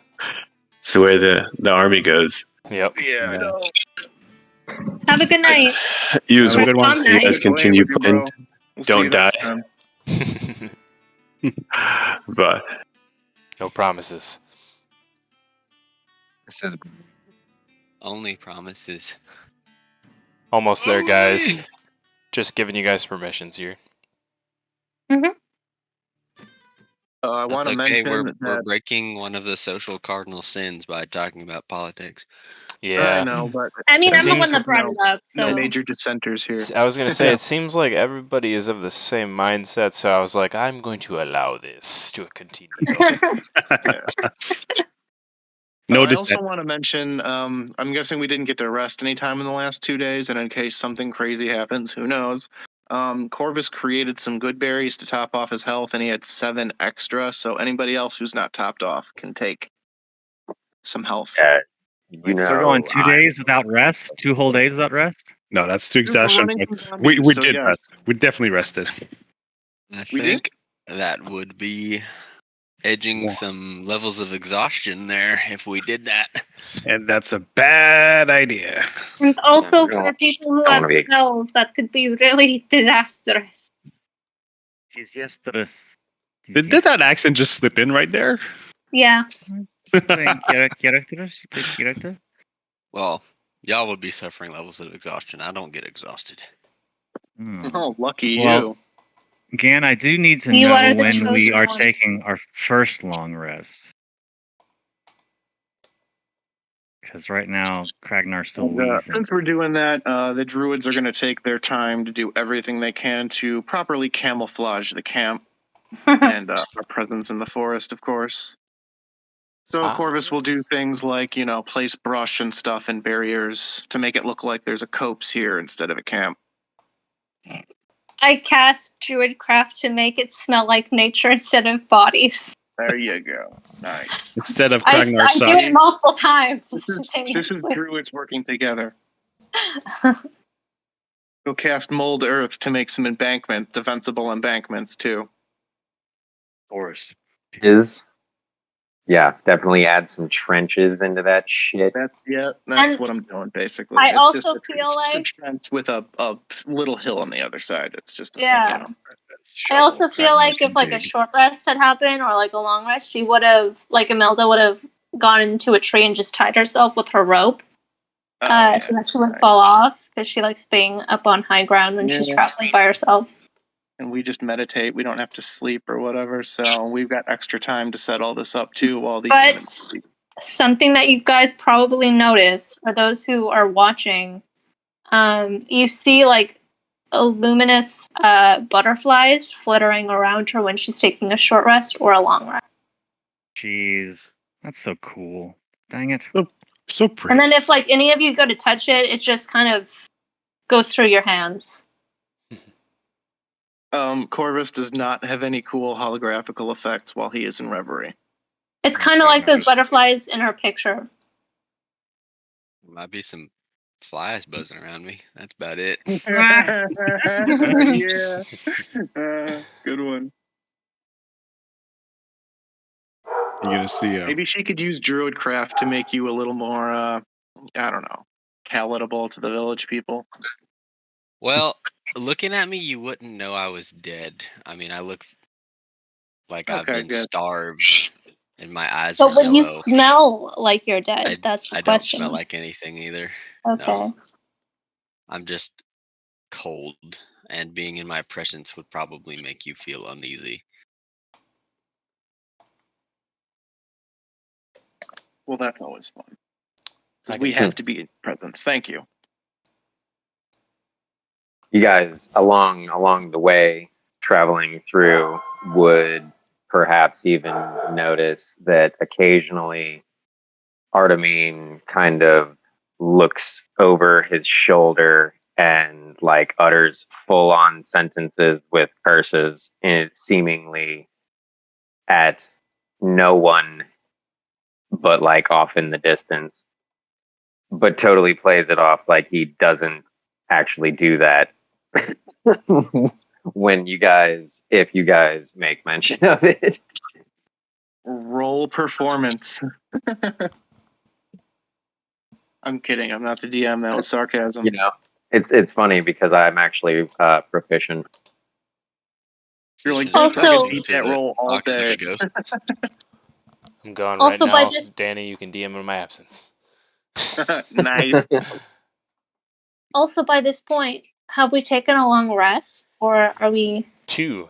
Sorry, I heard that question and I think I answered muted. Oh, okay, thank you. We're going to have to roll some First- stuff, aren't we? First I was long hoping rest. All the normies would be exhausted. First long rest, Kragnar pulls out a drum, a little hand drum, and puts it between his legs and starts to play it. Oh, that's awesome. Yeah, Sark sorry is about very that, much John. I was muted, man. Hey, I was trying to answer you there. I just forgot to press that little button. Hey. His wheezing stops after the long rest.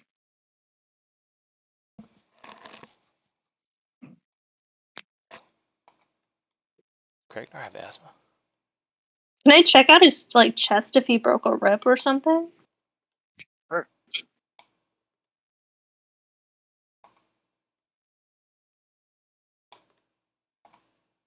Is before or after the long rest? I rolled a 13 after the long rest.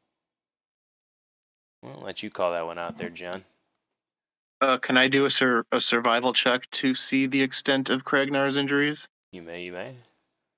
Same goes for that, John. You can give him the details. Ragnar is fine. No help. Corvus takes a close look. He Not looks saying anything. fit as a fiddle now, and his breathing seems to be fine. Heart rate slow, strong. Oh no! I don't need no attention. Fine. Ragnar strong. Tell about Valaki. What expect? Will they fear someone like me? Points at his skeleton war paint, and 6'5" frame.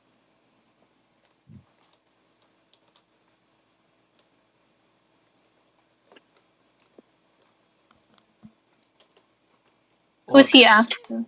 Orcs are not common in Valaki, but I don't think they will fear you here. There is quite a large presence of soldiers in this city. Oh, how are elves? Like, how are they towards people? How are the citizens of Valaki towards people, or how are elves towards people? Both.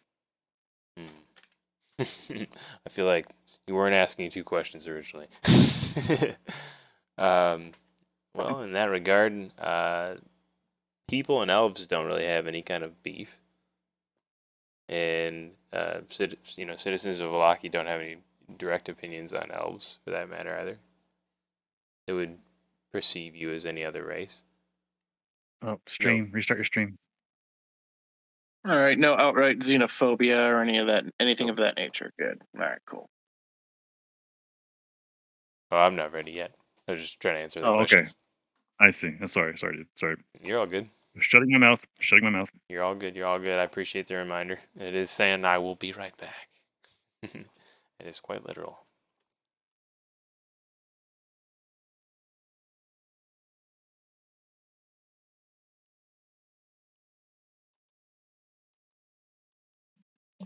Not sure what quite you were digging for there, Rachel, but I hope that answers your question. Yeah.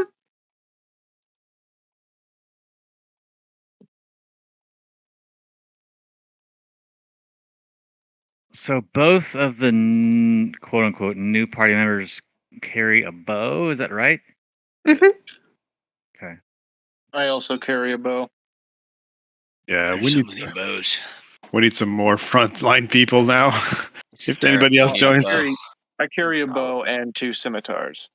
Not need frontline. And a dagger in my boot. Because I'm going to be helping Kragnar stab some stuff, but yeah. Backline people better be ready. I get up in the mix. I just didn't start it very well because I was prepped for social. I have long range. I want level 5 as much as the wizard. And he I pulls out can, his fireball, but I got some cool stuff too. and I can get up in the mix. It's just after you almost got your arm bit off, I decided I was going to stay in the back. Yeah, like I said, that shouldn't have happened. that was entirely because I wasn't prepared. You wander in, you're like, it's just zombies. How bad can these possibly be? Oh my god, my left arm's missing. Artemis tending to his wound like, nothing to see here. Never you mind. Tis but a flesh wound. Your arm's off. No, it's not. No, it's not. How about you? Come back, you yelly-bellied bastard. All right, let's see here. Let's not go to Valaki. It's a silly place. It always has been. I will pull you guys over to Velaki so you can be in Velaki with me. What I've always dreamed of. Also, like, Imelda's gonna ask all of you, so what's it like being in a town or a city? I've never been in one before. I think Tirok's very much. Barovia. I think Tirok's the only one that's ever been in the whole group in an actual city. And Tirok just goes, "Oh, you'll see. It's beautiful. So many sights and scents as well. Not always pleasant, but always things to see. Always fun to have." Is it true that there's a substance in towns where it'll make you, like, your mind get loose? Oh, I know exactly what kind of liquid you're talking about. I mean, my grandpa think talked Tarok about it, has you know, like, experience. before he passed, but it sounded like quite a journey. It's quite delicious. You'll see. We can try. Really? As long as you start slow. That's the main part of it. All right. Shout for old ladies selling pies. What? Yeah. Pies are dangerous. Don't touch the pies. We're about to change Imelda, yeah. I was about to say, drugs are generally frowned upon. Wait, but what about these pies and these old ladies? No. Don't touch the pies. They're really bad. Really, really bad. Oh, really? Do they taste bad? So delicious. But no, bad. Oh, like, did you have, like, food poisoning? Because I had that once with a mushroom, and it was horrible. Yeah, something like that. We'll just say that. Just stay away from the Drug-induced food poisoning. Why are we passing them or something? Or are we meeting them? No, they're just traveling. Don't worry too much about the pies. 15 random devils are allowed to do as they will in this place. You know, that sort of thing. Wait, why are they devils? The hag? You're referring to the hag, aren't you? Wait. That is what we're talking about. What's a hag? Basically, What's a hag? Well, I have a few stories to tell you if you're truly interested in what a hag is. Sure. Well, they're all scary and horrible and, you know, terrible. A hag Like, is what basically level of a terrible? swamp witch. Tirok just uses Corvus's voice and says, "Yes, Sure, definitely, swamp a witch. long story." That definitely. one was from hell, but swamps, sure. They make the explanation simpler to understand. Kept something trapped Well, in the I cart. like to get taxonomy correct when I'm talking about creatures of, you know, that I hunt or kill or would like to at least. Why pay? And Corvus money kind on of glances at words? Kragnar at his axe. Why play money on words where it's free? Silly druid.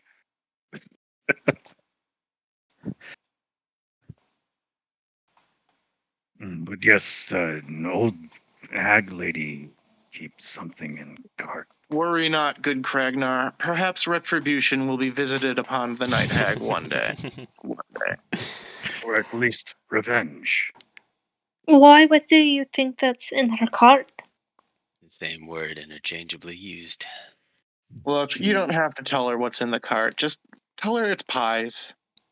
All these Why? conver- What's in the cart? Sweet, delicious pies. Deep, starry woman safe. She yelled. Can I insight check them? Oh, hell yeah. It is Okay. pies, sweet Imelda.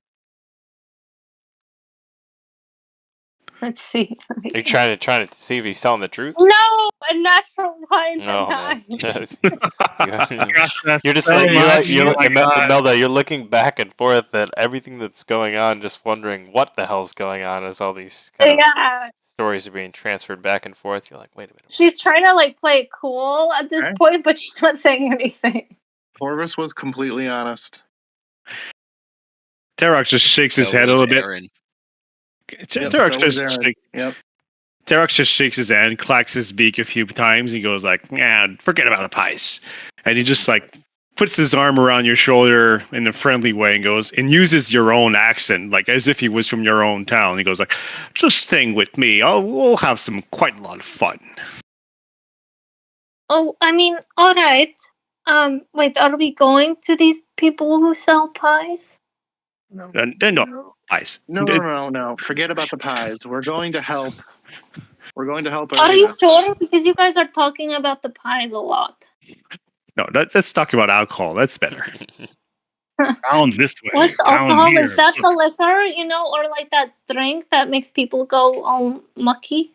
Yeah. That And they is dance and they alcohol. sing too. It's so good.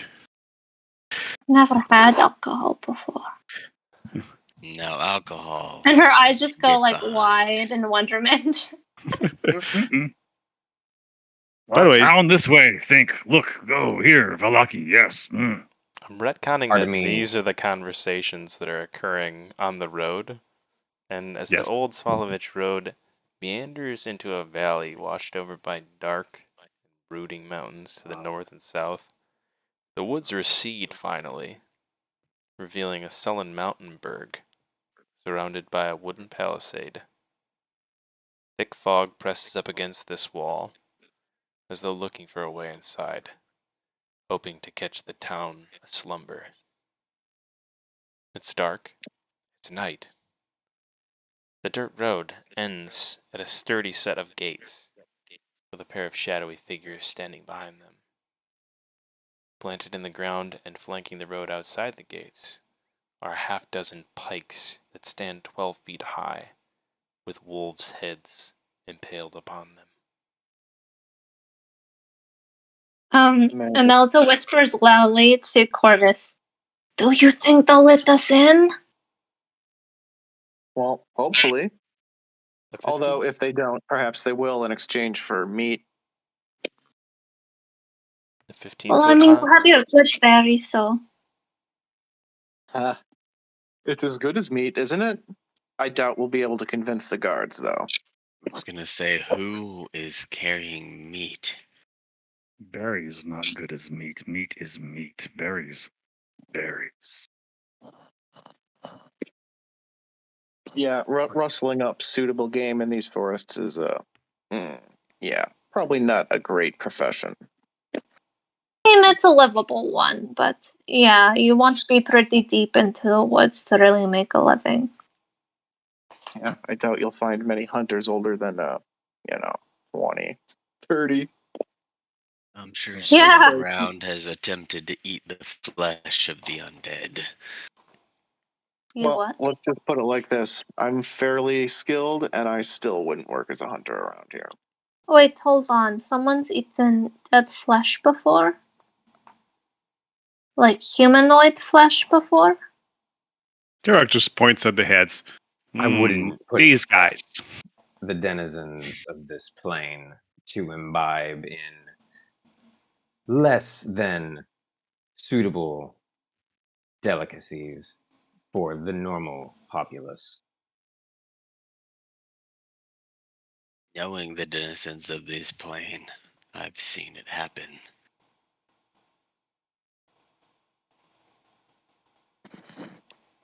Men, look around you. The place is practically suffused with shadows. Why are we so surprised about this at this point? We need to gird our expectations, so to speak. The shadows are only going to get deeper from out here. There you go. Thank you for the analogy. Exactly. Should we knock or something to get into the Don't village? ask any more questions about the hag, please. Words. Town this way. So many words. No more words. Town. Go. Yes, Gragnar, let's go. No more words here. Moriel. Locals get us in. Yes. Not Kragnar. Kragnar, not from here. So, Imelda, this first town, this Kragnar second. You follow me. I show you how it works. Sure. She like watches you like with bright eyes behind you. This can either go really badly or very good. Totally trying to big time like he knows what's up because he's been to one town before. Say Kragnar, the expert. Turok already rubs his temples in the headache to come.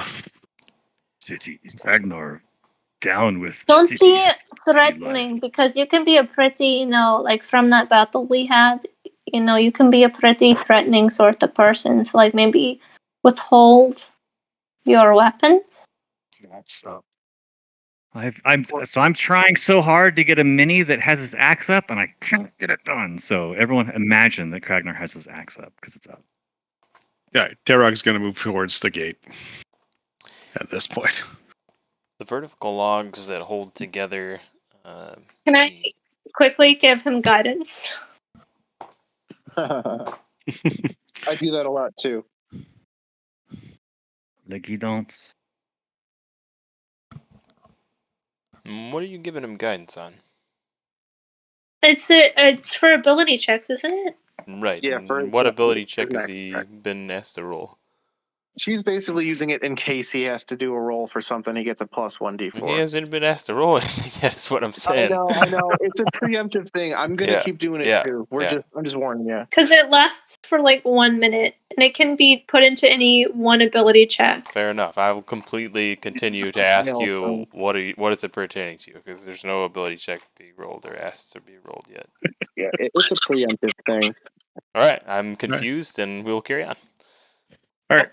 Because if he has to make a check during the conversation, he'll Dan, get the bonus. Dan, I get it. You don't have to mansplain it to me. I'm saying there's no ability check being given here.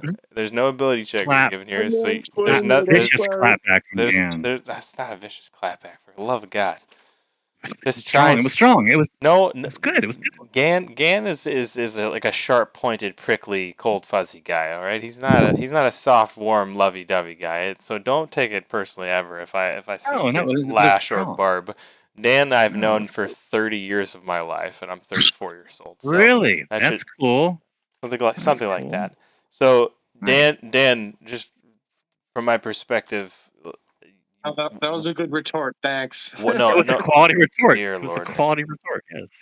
I appreciate it, guys. Not looking for peanuts to be thrown at me. Just looking to continue my sentence. What are you doing? I'm moving towards the gate. You are not Dan. You are Turok, for the love of God. Dan, what are you doing? What were you doing that she would have wanted to cast guidance on? I guess that's what I was trying to get at from the very beginning. He cast guidance on Aaron because he was going up to the gate to talk to the guards. There we go. All right. So either my listening comprehension skills have completely failed me today, or I just need to buy. No, we went a little off tangent there. All right. So Aaron is walking to the gate, trying to persuade the gate guard something. I didn't hear what Aaron was doing besides walking up to the gate. Walking up to the gate and hailing. See if there's guards on the other side. Yeah, you can see clearly that there's 3 figures on the other side of the gate, and they're looking at you ominously as you walk up to the gate. They don't bid you any welcome. Good luck, buddy. Just look at them through the gate with my yellow eyes. Say, how goes it? You have strange accent. Where are you from? Barovia. No, not from Barovia with accent like that. Why you come to gate this late at night? You a hunter? You looking for something? Looking for trouble? Certainly not looking for any trouble. Why you bring so many people with weapons then? Corvus elbows you, urging you to tell them that we're hunters. Turok elbows you, say, don't say that. Me and my party are helping escort 2 people to this town. I'm sure you know what lurks in the darkness. Wandering through without proper equipment would be akin to suicide. Seems like a you problem, not a me problem. That's why we have a gate. Of course. But now we are seeking refuge behind your gate.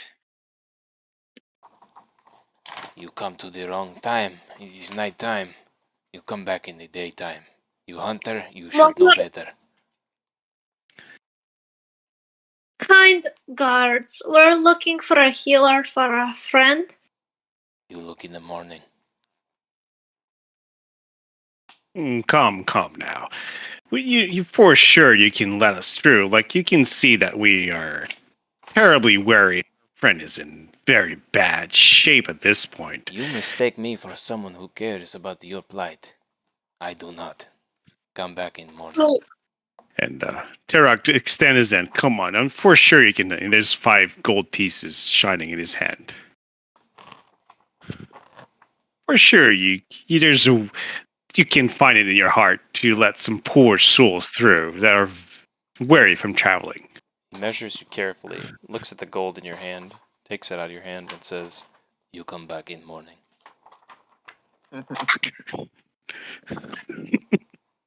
Okay, you guys. Sorry, Kragnar's got to do an intelligence save. Or wisdom. Also, he's gonna do an intelligence save. Also, is Imelda's gonna talk to the person with the girl in his arms. 20. Okay. Are you someone of importance? Like, can you hold sway?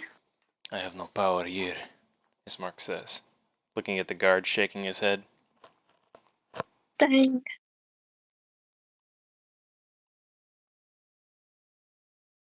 Well, do you know any, like, safe places, like, outside of the village? You hear a couple chuckles from inside the gate, but no response from the main guard. Just a smile.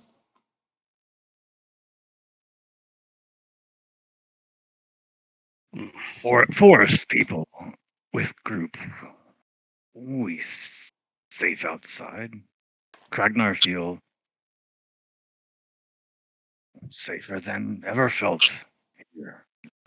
With Forest people, hunters, gold. Many stories, all conflicting.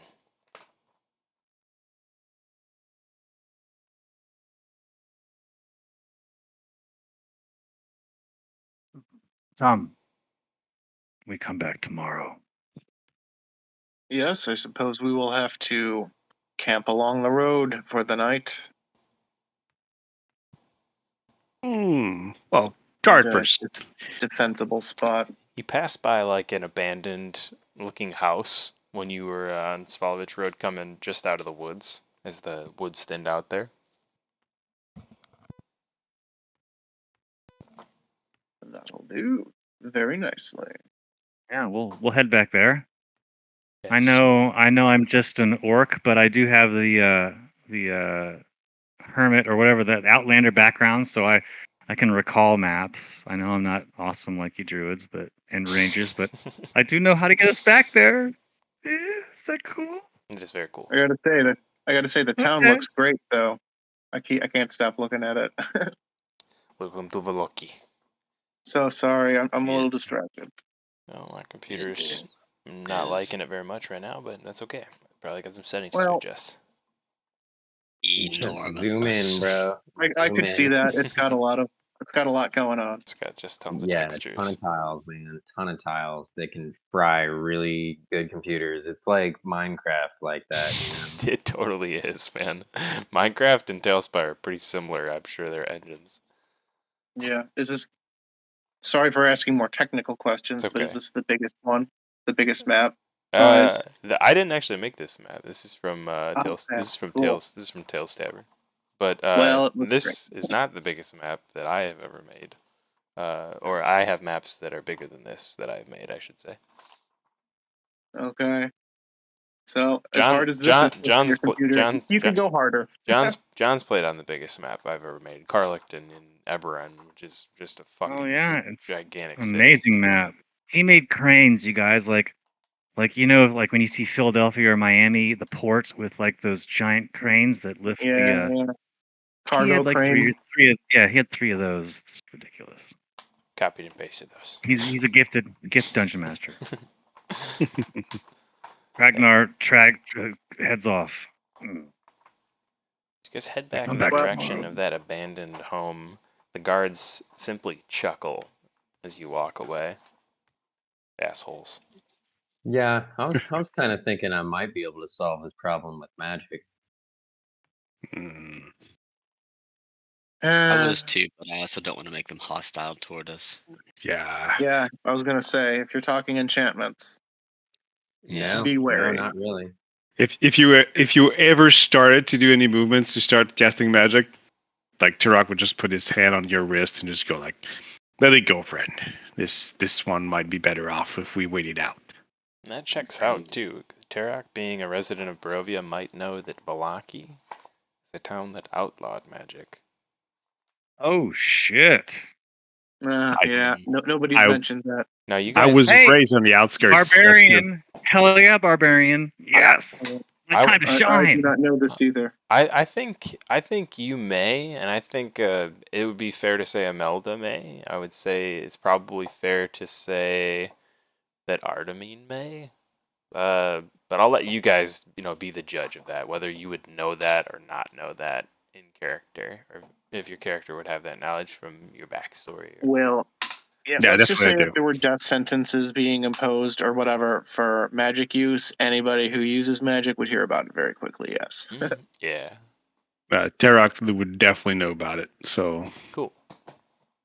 he's definitely going to say like, "Bad idea, my friend. Let's just keep walking for now." Very well. Before I walk away, I ask the guards, and at what time do the gates open? He hands you a scroll through the gates. You're kind of surprised at this too. And this is what the scroll reads. Fuck you. I would pass that note along to some people, but never to you, sir. Never to you.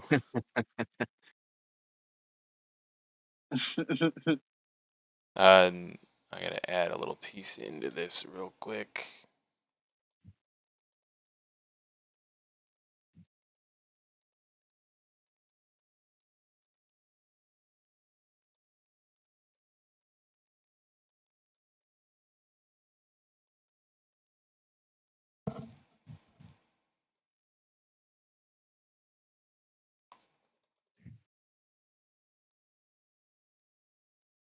Sorry it's taking so long. I'm gonna put it in game chat for everybody to see, but for right now, just for the sake of RP, only Aaron sees this.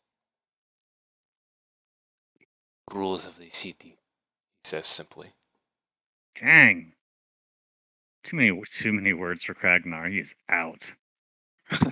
It's written like in handwriting, like someone's handwriting. It's nice cursive. Looks official. And you see at the bottom the signature of Baron Vargas Vlakovic, Burgomaster, which is mayor of Valaki. Or Burgermaster, which is what I am when I'm behind a grill. I knew it was coming. Yep, I was waiting Friggin' for knew it. I'll look the guard in the eye with my yellow eyes who handed me the scroll. Look him in the eye just a second too long, and then give him a slow nod and walk toward my group away from the gate as I read this scroll. I love number 5 at the bottom. Public execution by hanging. Time in the stocks. These guards, weak, flimsy humans, get no chance at glory, stuck at post weak. Let them sleep. We come back. Different guards, morning, rest. when everybody gets to the crossroad, just Terok just moves like beckons everybody over and goes like, something I haven't told you about myself is I've been raised in the outskirts of Barovia. And one thing you know about Velaki is that magic is heavily frowned upon.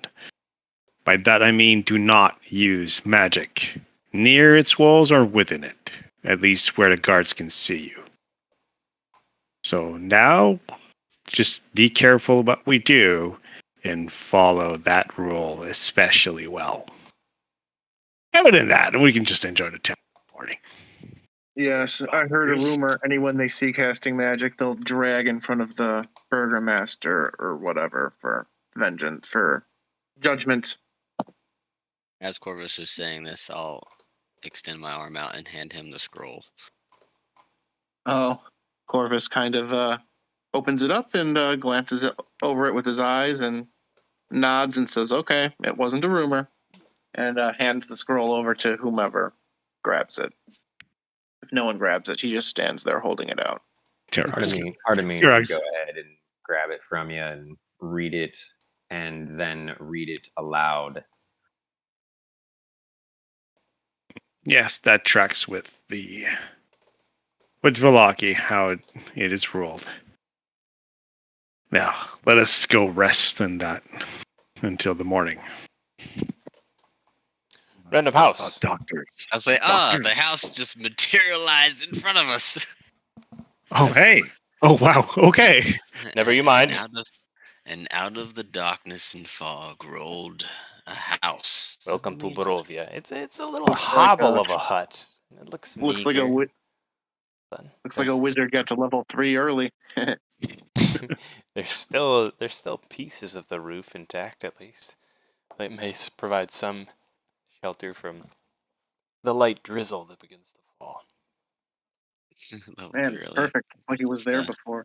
The tower that you cast in the last campaign, I can't remember the name of the spell. Yeah, that one was my favorite. But there's another one where you can. There's a better one where you can summon a house, a mansion. Yes, the mansion. The mansion is where it's at, man. We'll say Tailspire makes it a little bit easier than Tabletop Simulator for me to randomly spawn mansions and houses. So. Oh, dude, yeah, you could use it. You could go through it and customize it. Oh man, I love that idea. I love it. That's even better. That's good for us and even better for you. You could customize the assets inside of it and then save it however you want to customize it, and then just boop, plop it in. Like, yes. Dude, I mean, you know, we got wizards in this party. That shit is gonna happen eventually. That sounds great. Hey, yeah, and this is a level 20 campaign, so this might happen. Yeah, you guys, Kragnar's going to start it. He's going to start a normal fire without magic. He's going to try to start a fire. So he huddles in there and finds a corner and starts getting kindling and wood and all that stuff. And once you make the pile, and as soon as you turn around, Corvus casts create bonfire and lights it on fire. I was about to say, as you're gathering the materials, if you bundle it up, I'll cast Green Flame Blade and touch my sword to the materials and make a sickly green fire. Okay, you might have me beat there. That might be faster. Oh no, I think both. I would say both. So we have and he stumbles back like several yards and looks around and then mutters to himself. Right, so now what happens is the bonfire roars up, and now the green and orange flames kind of compete on the stack to see which one wins. The bonfire roars up in the room. It reveals in the darkness there is just vicious, red-eyed, blood dripping from their teeth of rats, and they are large rats, just all over this house, and you have invaded their home. I saw the Enid point up. I'm like, oh, there's something coming up. All right, let's go. Corvus just sighs and says, "Everyone out of the house," and then books it out a window. As you guys scatter out, you're able to scatter out of the house, with enough time to just make it outside of the door. So feel free to put your mini really anywhere you want outside of the house. And you see the rats follow suit. They scramble out of the house after you in pursuit And everybody can roll initiative with the exclamation INIT Yeah. space join. Yeah. I don't believe they exist. Rodents of unusual size. Man, angry rats. It's like they knew what was in this house, those bastards. Rats or zombies, guys. Rats or zombies. That was the option. Oh, wow. That's mean- a beautiful roll, Aaron. If you're being generous, anyway. Yeah. Well, yeah, right. Exactly. At this stage. Right? Right? It's like relatively. I don't move too quick. I'm dead. Ouch. I'm about to call you the Will Wheaton of the group. My But you joints hit- are all stiff. But you hit too much for that, so. I'm also trying to remember how to be a person. Oh, sorry. I pressed it at the same time.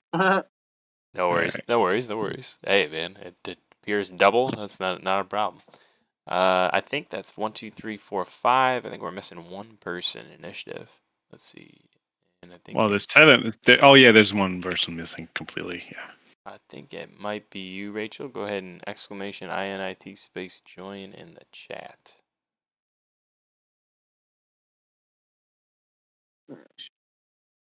I don't know why it's still saying I have 10 health points as if I was level 1. I think I can fix that in Avra if you'd like. Yeah, here. Type this command. I also need to fix that. So Type that command without the parentheses. Robert's listening in or watching the stream or reading Discord. Ooh. You might need to move Imelda's mini towards Yep. toward where she would. Yep. Oh, Yep, I yep, see. yep. G Thank you for that. long rest. What does the G stand for? It's a good I don't question. remember. It's a Game? good question. It's a good question. It's a good question. Okay. Sorry. So I'm first. It does stand for something, yes. Ismark is going to shelter with Irina at kind of the back of the group there. And let me grab Imelda. I think we are missing Rachel currently. Yep, I think so too.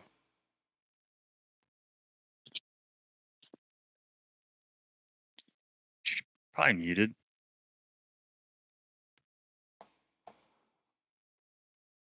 Muted or AFK, one or the other. Well, looks like muted and AFK. Mwafka. Auga. Say Mafka. MAAF Mafka. That's a good He's word. sad I like that he that. missed combat. Mafka. Mute. Oh, It doesn't work. All right. Well, it's okay AFK. because we it's will. also that's also MATTK. Matt's muted and trying to talk. That's a good one. Medic. I don't know if she's muted and trying to talk or just stepped away, so it's all right. I think we'll get her back in when she's back. Tarak, you are top of the order there, I believe. Yes, I am, as usual. Yeah, you've been killing it with the initiative rolls. I do add my charisma to plus my dexterity to my initiative roll, so that tends to help. It's gonna make it pretty. All right, so I'm gonna move. Oh God, I can't just go up there, right? It's let's just say I jump right there because I didn't jump down there. Cool. So I'm gonna move 3 squares that way and go stabby with my pointy thing. Does Stop saying it like that. does a 14 hit? 14 is gonna hit. Yep. All right, so I'm gonna hit with my rapier with a 12. You're doing that on purpose. I am not. This is my accent. Deal with it. Lies. So it's gonna be a 19 points of damage.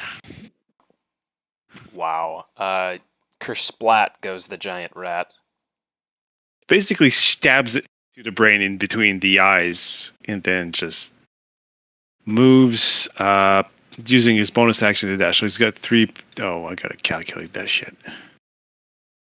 So 3 tiles, and then there. Yeah, we'll say just about here. All right. So using his dash action, he's gonna move right over there. All right, and that will be it for our friend Terok.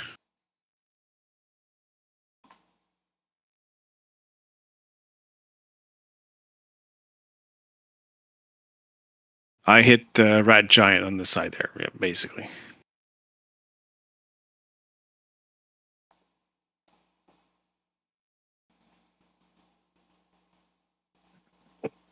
Yes, that one over there, yeah. We're preparing to go to rest, right? Yeah, basically. We were trying to rest in this house, and apparently it was full of rats. Rats.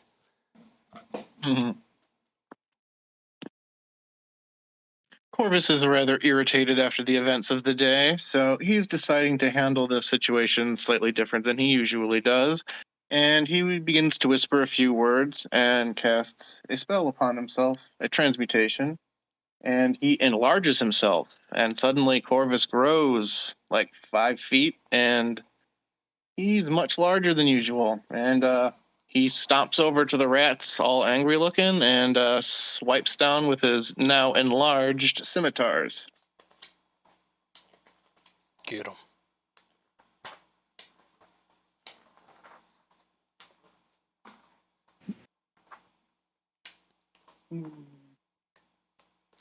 Okay, just adds a d4. All right, I just had to be sure.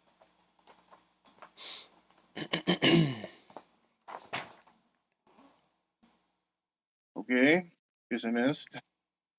Second attack. A D4 on top of your 11? That would hit.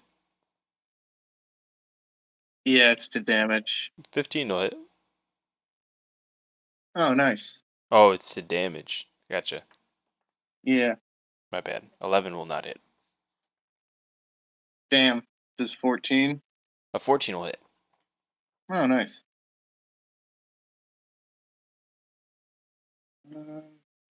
Yeah, I'll probably need to do a custom roll. Yeah, it's going to add your dexterity bonus otherwise, right?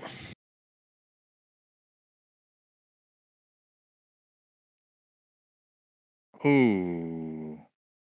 Okay. Oh, that sucks on the 6 D4 roll. damage with the giant scimitar, I guess. And tiny- that's my turn. It's a tiny scimitar in a big hand. Oh, it doesn't. The gear doesn't grow. That I'm pretty sure it said it does. It does. It does grow. It's just a joke. It was Yeah. it was funny too. I would be like so to weird if it imagine. didn't. I was gonna say I'd like to imagine you got big, but your gear didn't. No, Not only yeah, are your you shoulders ripped your small, but you're fucking like clothes. bulging your Yeah. clothes. your arm. It'd probably kill you flat out. Choke the life out of you. Yeah, Your toes are poking out of your boots. So that's 6 If damage you're I saw wearing there, any kind of Dan. hard armor? Yeah, probably. And I'm wearing breastplate, so yeah, no. It would probably just pop the seams on it, honestly, but whatever. Kragnar, if that is your turn, I'm sorry, Corvus, if that is your turn, it should be Kragnar. Yeah. Good. I'm done. Ragnar, which is spelled with a K, not a C. We'll take a Happy Gilmore You did it. style approach to Rat Giant here. Happy Gilmore driver style step swing at this with a reckless attack, and we'll start to rage. And we'll take a mighty Ragnar. Get used to this, because it's just gonna happen. So we're level 20. I gotta ask this question. Is Mhm. there a way to scale up minis? Yes. Do it. Do Okay. it for Corvus. Got it. No problem. Thank you. Sorry, I had to interrupt for that. No, 14. you're fine. I should have done it in the first place. 14 hit the rat. A 14 does hit the rat. 15 slashing damage to Mr. Rat. Doubled, correct? Yeah, that's perfect. Yeah, Got yeah. it. That would be doubled. Oh, damn. And Corvus. 15 creepy. damage on the rat is also going to kill the rat. Okay, and then he will do a spin move after the Happy Gilmore swing. He'll spin around and take a swing at the rat giant at the corner of the building, bringing the axe from on high down in an arcing motion. 13?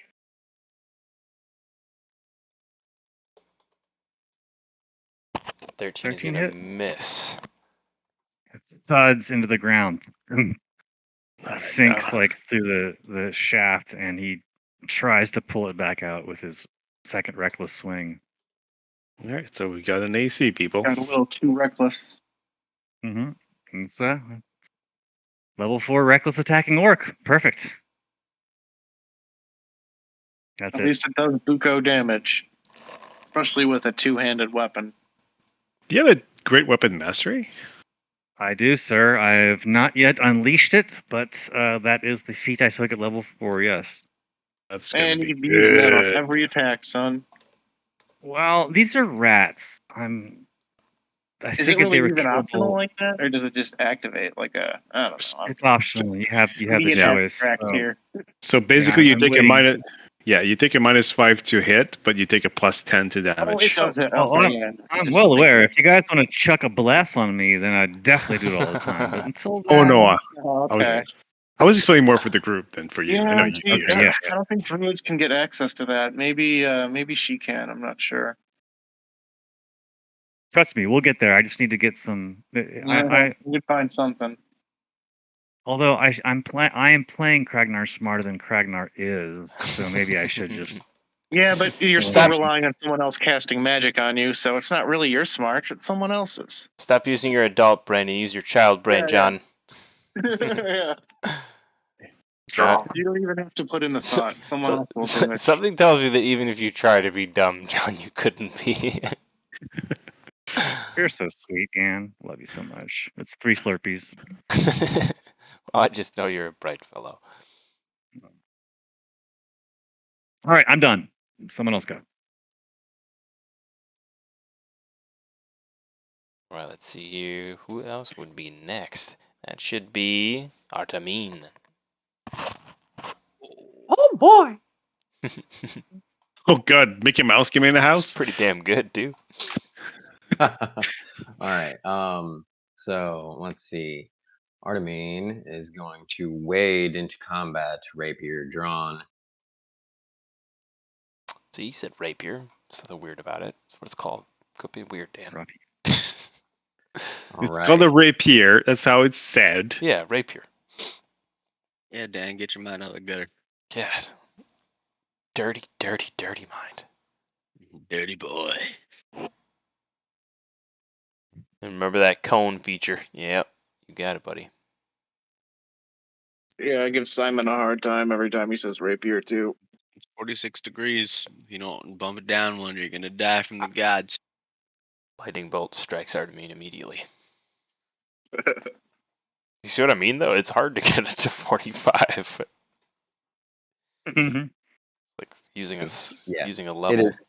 It is kind of hard. Sure, But so but you those can press three need to measure. make a It clearly hits all of them. Forget it. needs to make a. It's all except one. Dear Lord. Con save, you said? Yep. Perfect. They're not good at that. For once. This is for all for one, and that is a 12. Rats carry disease, so that explains why All they have right. that. So all three of them have been hit by Rhymes binding ice. Nice. 4 of them. I count 4. For a Oh, one's dead. total Sorry. of 12 damage. I'm bad at counting.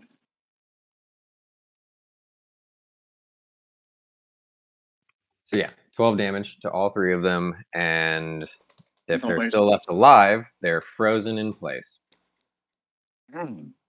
Dang, what is that? Was it like a level? What level spell is that crazy thing? It's from Fizbin's. Second. Level That 14. is a second level spell. All right. That's a very good second level spell. Dang. Yeah, it's a sweet spell. I like that. Yeah, I will be. It's I will like a be better using that Agnazar Scorcher, keenly. but it's iced. And it has a CC effect. I don't know. It's The only problem it lives for it's Constitution save. So eventually, that's going to be a really iffy kind of save. Mhm. I've been Well, playing. it'll By not then be I'll a have spell you're casting at a higher level now. I've been playing D&D like every week pretty consistently for a while now, and there's every once in a while you meet people, that you through start playing or whatever channel I meet people through, and you just know that they're gonna teach you things about D&D. When I met you, Skylar, I knew immediately I was gonna learn things. Never seen that spell cast before. It's awesome. Hell Learning. yeah, man. I appreciate that. Hey, I used that in Eberron, you liar. I Ooh. I just, And I did though a long time ago. I haven't cast that spell in a long Rhymes time. Binding I Ice forgive you with for with that. Zamiel? Yeah, Oh well, yeah. color me was purple. GNW around at this point? Because I think I vaguely remember You're you just doing thinking that. because as soon as I got Fireball, I didn't cast it as much anymore. So all I did was use Fireball. I forgive you bad for that thinking that about every wizard. I honestly, It's too bad that I your don't friendship recall with it. Gan isn't as true as it was. It's Yeah, true. It's well, like I just I know. don't actually Like love as Dan. soon as a wizard gets Fireball, they'll barely touch those spells, and it can be forgiven because Fireball's way better. Well, you're a better friend than he is, so Are it's you good. It's good. are you sure? I don't remember using Rhymes Binding Ice. I did not use it often. It was only I don't. It's not. I'm going back through all 30 videos right now. It might have even been before you streamed at all. Well, in any 60 case, hours. cool ass spell. Very, very much so like it. Very cool. Coolest thing is that it's instantaneous. Yep, and it's non-concentration. Yep. So with that, I'm also gonna have a bonus action where I just start doing fucking flips and shit, and my sword starts singing. Your It's sword the starts cloak of singing. billowing. Very I on guess your point. cloak of billowing. What was Okay. what was your damage to on that 3d8? 12. Got it. Let's see here. I wish that you had a can of Raid that you just sort of sprayed on these rats. It's like that would be the same. I mean, Raid it's is for like bugs. it's Raid like is if you for bugs. replaced the raid with like compressed hydrogen or something. Perfect. One of those rats in that cone was down already, the one on the far end there, but all three of the other ones you would kill with 12 damage. I imagine a blast of hyper cold gas would kill most insects too. Yeah, if there's any ants, they're no longer in their It would hills. suffocate them immediately. Let's be honest. All right, so all that's left is this one by me and Kragnar. Yep. Yeah. You froze them. They're just standing there like little rat popsicles. Yeah, these ones are popsicles. Ratsicles, I like it. Gross. Yeah. So gross. That is very disgusting. Yeah. See, sounds like a treat you could find somewhere on like So- The state fair of Texas. You could get a rat sickle probably at the state fair. Dear Lord. Oh no. It'd be barbecued and covered in chocolate, but yes. Oh. Yeah. After he does this, you hear him look over his shoulder and say, "No, we're not eating these ones, but not to any of you guys." That's so Oh no. that's so awesome. That's awful. All He's right, trying to get his axe out of the ground. Kragnar, we see one of the rat six in front of you. He lurches forward, tries to bite at your ankles with a little ankle biter.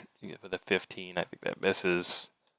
You overestimate my armor class, sir. It's a 15, so that will hit Kragnar. Ooh. Oh no, Kragnar! One piercing damage as you feel that piercing teeth. They're so sharp as they just bite into your ankle. I Rabies. will allow the damage. I allow the damage. I told you so, man. You got while that unarmored feat looks Yeah. very interesting, it's not good until you get like full dex and con. You got to use some armor. Don't worry, buddy. I'll get cure disease someday. Yeah, I thought about upping my con or my dex, but I went ham and got Great Weapon Master for my first feat. So it's on me. It's It's an fine. armor class is on me. It's just you'd think barbarians like, oh, unarmored feet sounds so good, but in reality, like it's only good when you get really up high there. I have terrible armor. Terrible armor. John, make a con save for me. Ooh, okay, all right. Yes, I shall do that. should. Here comes the con save. 18 for the con save. All right. Roll a d4 now. Okay. That's not. D4. Coming right up. If I can get. There we go. I'll jam this roll. Jam. Unsuccessful jam. 3. Actually, that's not a bad thing. A high roll here isn't Okay. terrible. All right. Nothing else happens. All right. Successful jam. Well, nothing else happens now. Oh. Fuck, it's like a rabies. When you get the symptoms, you're dead. Hopefully 18's enough to beat rabies. Did you suddenly get very thirsty? Oh no. Yeah, he feels no physical effects at this point. As a matter of Starts fact, fearing water. you feel very much the same outside of that pain in your ankle. Ragnar tough. Take more than big ROUS. Mess with Ragnar. Get axe out of ground. Axe stuck in ground. Need shovel. Where is Corvus when you need him with his weird excavating, digging spell? What's excavate? Don't know what that means. That wood too big for Ragnar. What were you saying about him not being able to be dumb? Yes, exactly. Excavate. Yeah, Ragnar. Dig, Fail. cast, dig spell. No, now. John's an attorney, by the way, in real life. So there's more than one reason why he's smart. Very good with words. Axe in ground. No, silence all. Butterflies around sleeping people. Ragnar guards dumb. Okay, let's move away from attention from Ragnar.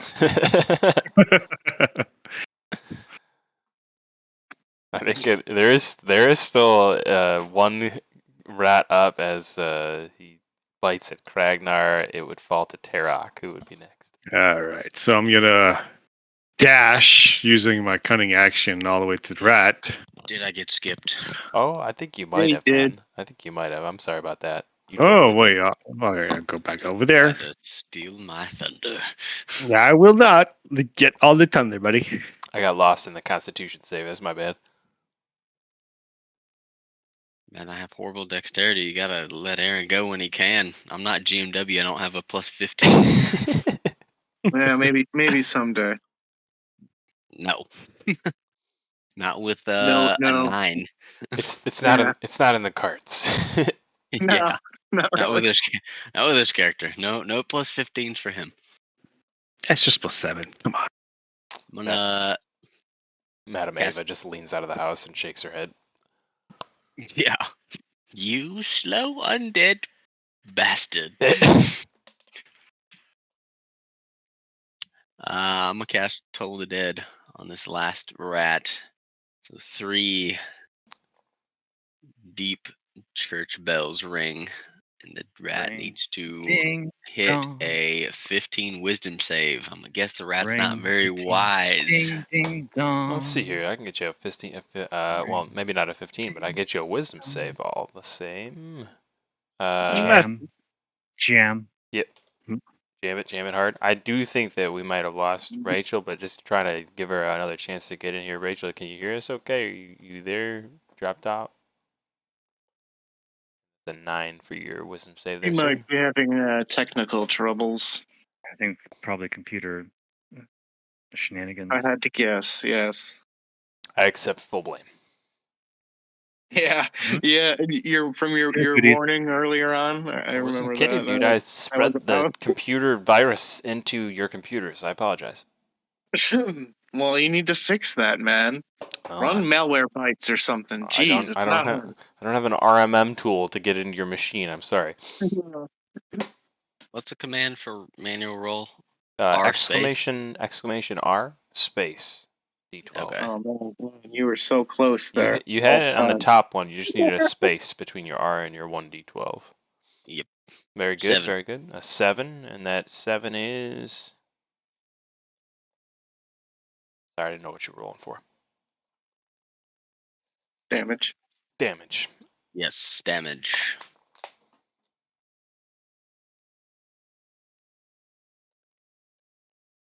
All right. All right. So I'm going to dash right over there using cunning action. And then go with my magic. I'm kidding. I'm just going to stab again.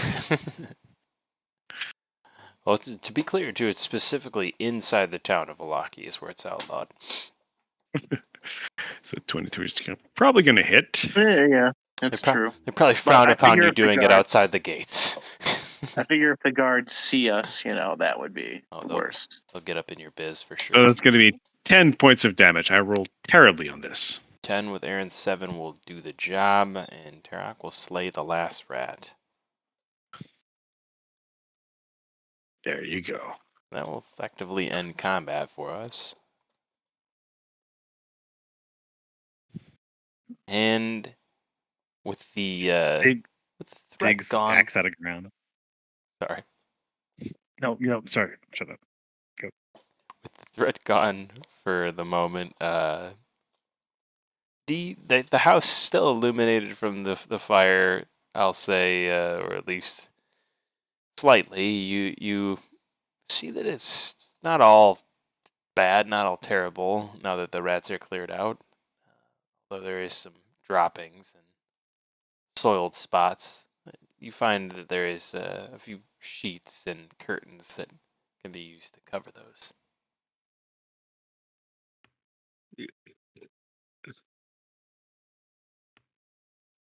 Tarak's going to make sure that there's a clean and protected spot for Ismark and Irina. And Ismark just kind of follows your lead, Tarak. All good. You could see, too, that there's starting to be sort of a camaraderie between Ismark and Tarak. I want to say, out of the entire group, I think he finds probably most trust in the bird. I think it may be because he sees that Tarak kind of has taken a liking to Irina, and Ismark registers that as genuine. So you see that he's kind of amicable to Tarak, and I tell you that to maybe give you guys an in with Ismark.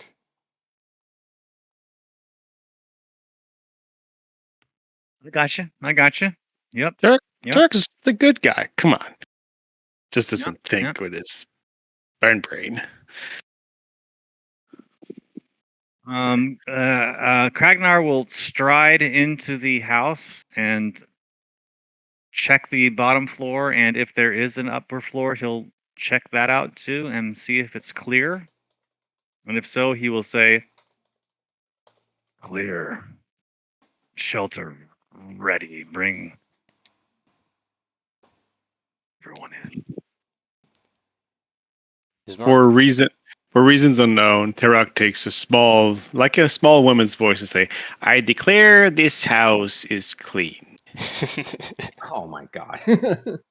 Take initiative, or take inspiration there. Solid. Very solid. Yes. Very solid. Artemine wants to perhaps investigate the nature of these rats and glean if there's anything peculiar about them. Go ahead and roll 2 checks here: perception and investigation. Okay.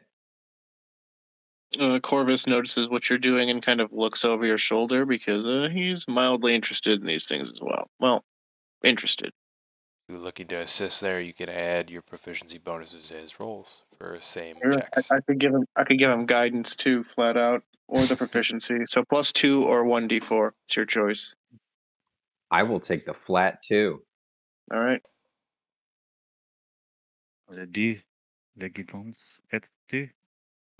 You see that the flesh on Right. these creatures looks different than a normal rat. While there's hair there still, certain patches of the skin completely deteriorating. You also notice that their skin isn't the normal grayish, pinkish color of a rat, but rather dismal looking green. So, did you see my 21 investigation?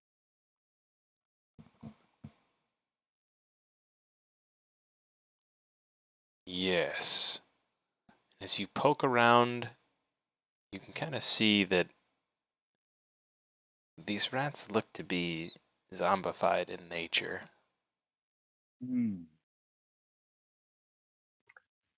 As Artemine gleans the not exact nature, but generic nature of these rats, he calls out to the party, "Did anyone get bit?"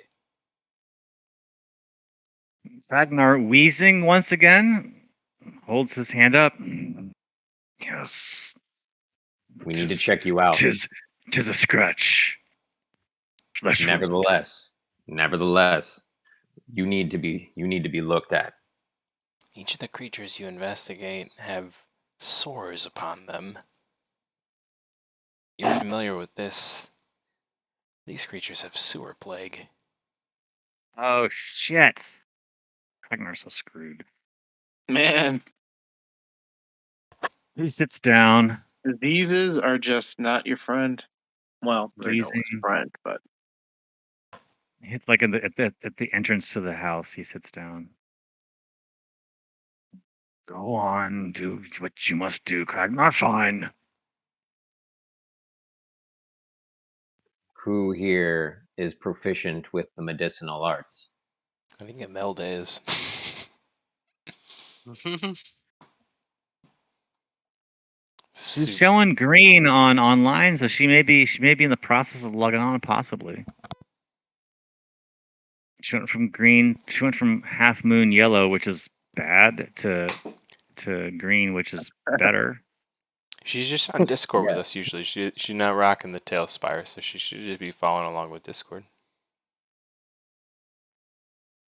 Well, hopefully she is at least. You did. You definitely did.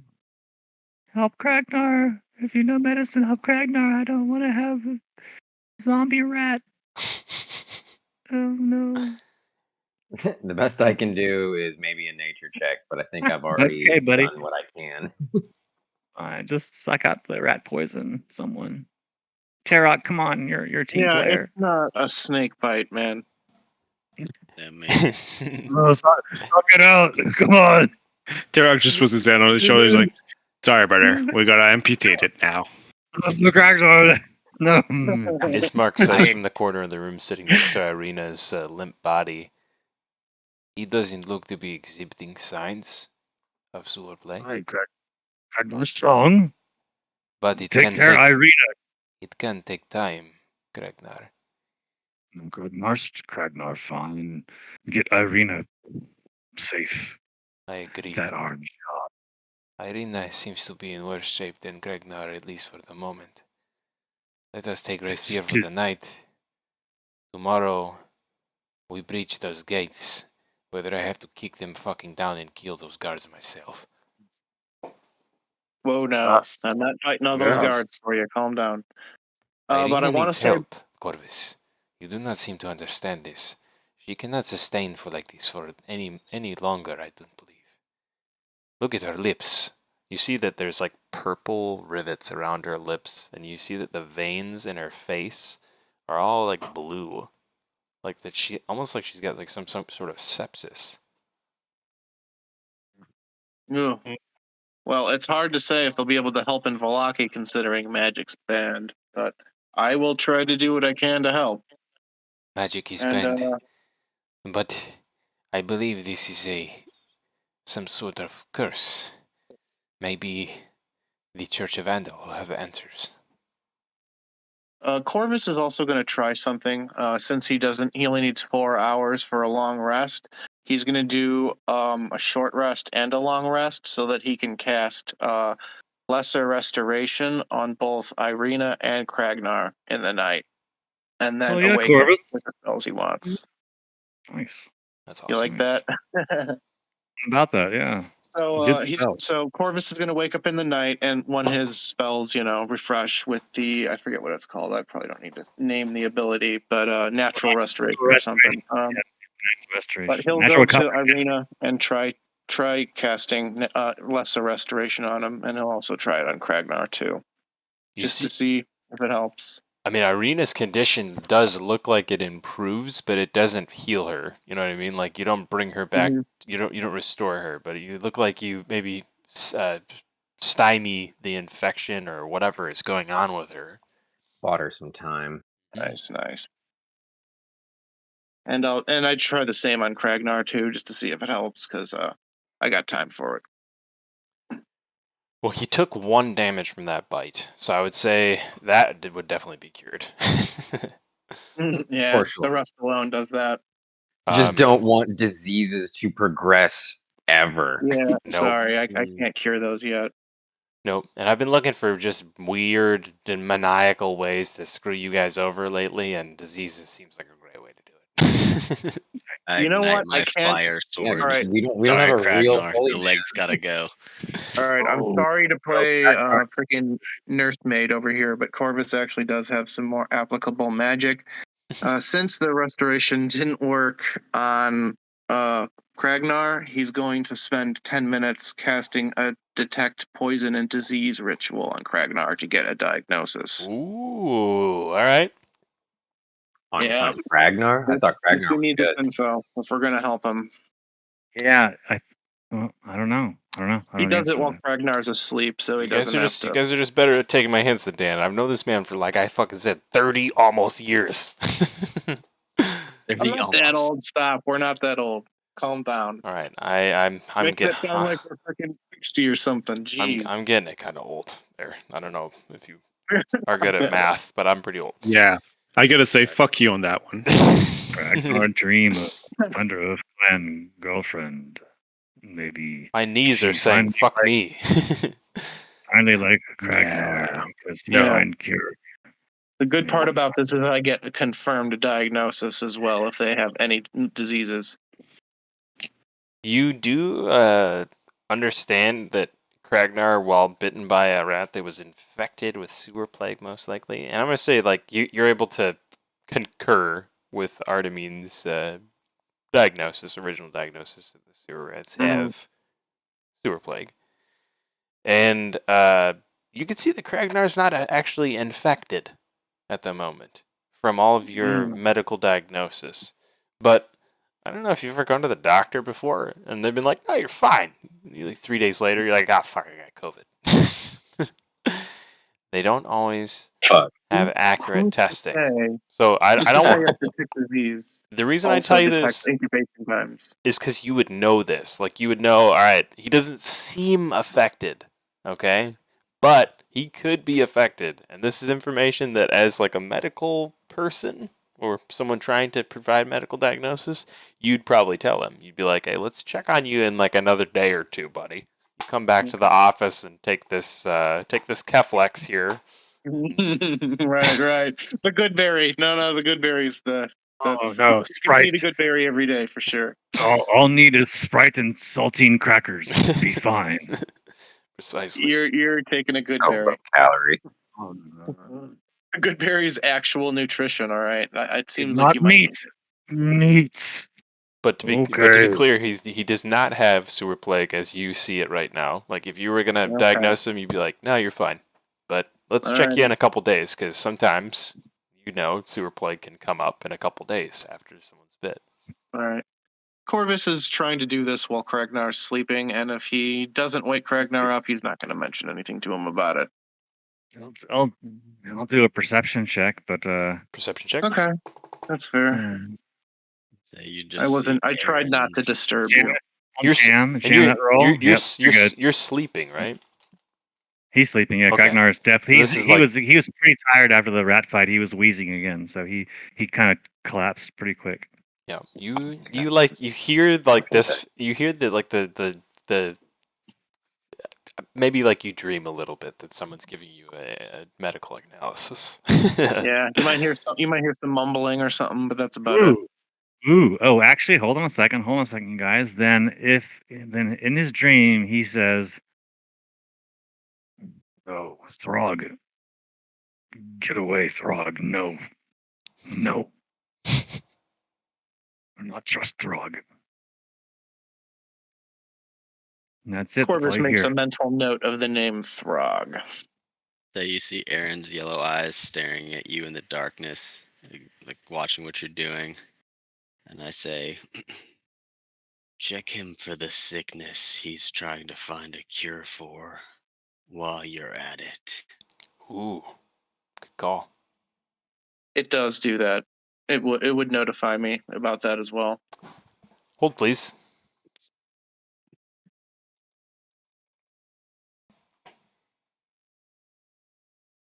And it seems like he is starting to develop symptoms of the disease he was talking about with his tribe. I forget what it was called already. Fuck, no, blood rot. Shit, dang it. Wow. Yes, the wheezing is not a good sign. But I'm not a doctor. I'm more like a natural homeopath, except if there were actual homeopaths that could get certified and actually help people. You're my homeopath. Yeah. Y'all are just my homies. Dan's my homeopath. I do not give anybody homeopathic advice. John, check your DMs too real quick for me, man. Yeah, got it. Yeah, if you're infected, there's not, unless you have some kind of anti-scrying shit going on. I'll know about it. And this is why I mentioned druids would be helpful. No, I wasn't trying to be a dick. I want to But say that's that not your fair. diagnosis may be incorrect. Like your Well, the spell basically looks and sees if it has any diseases, and if it does, I know what they are, and that's it. so in that case Nothing you beyond that. would just not. You would just know that he doesn't have blood rot. Yep, that's Yeah. it. Yeah. Okay. So he does not have blood rot, but Cool. those symptoms are obviously floating around out there, and he's got something, so it's got to be something. It's obviously just not something medical. Needless to say, I'll be doing this again while he sleeps at some point in the future. This could be 100% mental. I don't know if you heard him dreaming in the night there, but mentioning something about Throg, I think is important for everybody to note. That is why Corvus made a mental note of it. It's called somatic disease. SOMATIC. Well, as you guys, Well, I don't know about that, but might be in head. I'm sorry. I love synonym humor. I, as John, love synonym humor, so this is just going to be a thing. The rest of the That's a cool to level idea. 20. I like it. That got me laughing for real. There's only one way barbarians ever break these barriers. Come I encourage it. on, we know what it is. It's an outburst of violence. What else could it be? Did you guys take a rest here for the night? I think this is probably where we're going to stop. You'll resume looking to get entry to the city of Valaki in the morning, where you've been told that the gates are basically more friendly and open at dawn. And there's a carnival that's going to be occurring soon, or I'm sorry, a festival that's going to be occurring soon. And they're actually rather amenable to outsiders as long as they're willing to help. Oh, speaking of festivals, I think I included carnival minis, so should have. Oh, jeez! Actually, You are a mini master. Dang it. More reasons to love Artemis. I was looking at the zombies you added in there, dude. I just know it. They're awesome. Yeah, dude, I tossed literally every undead thing I had in there. Several other like normal NPCs and whatnot. Sift through them, man. Fucking use that shit. Well, same goes, man. If you got anything running in Tailspire and you want to just invite me to have me link stuff, I'm happy to do it, man. Because I feel like together we have a pretty sweet collection. Oh yeah. Yeah, what you got already is pretty good. Yeah, he's got a bunch of other like creature assets you don't have in shit. He's got a bunch of stuff I didn't have. So. Oh yeah. Most of them were made in Hero Forged, so you could just copy the links or whatever he hosts. I've had Hero Forge for like the last 18 months or so. So I've gotten like I think 18 different packs, but I saw a bunch that I'd never seen before in yours, man. So I appreciate you doing that. Yeah, dude. Well, thank you all for another excellent session. We'll pick this back up next week. Very nice. 7:30, and hopefully I don't spread any more of my technical issues to anybody. Oh, great. All right.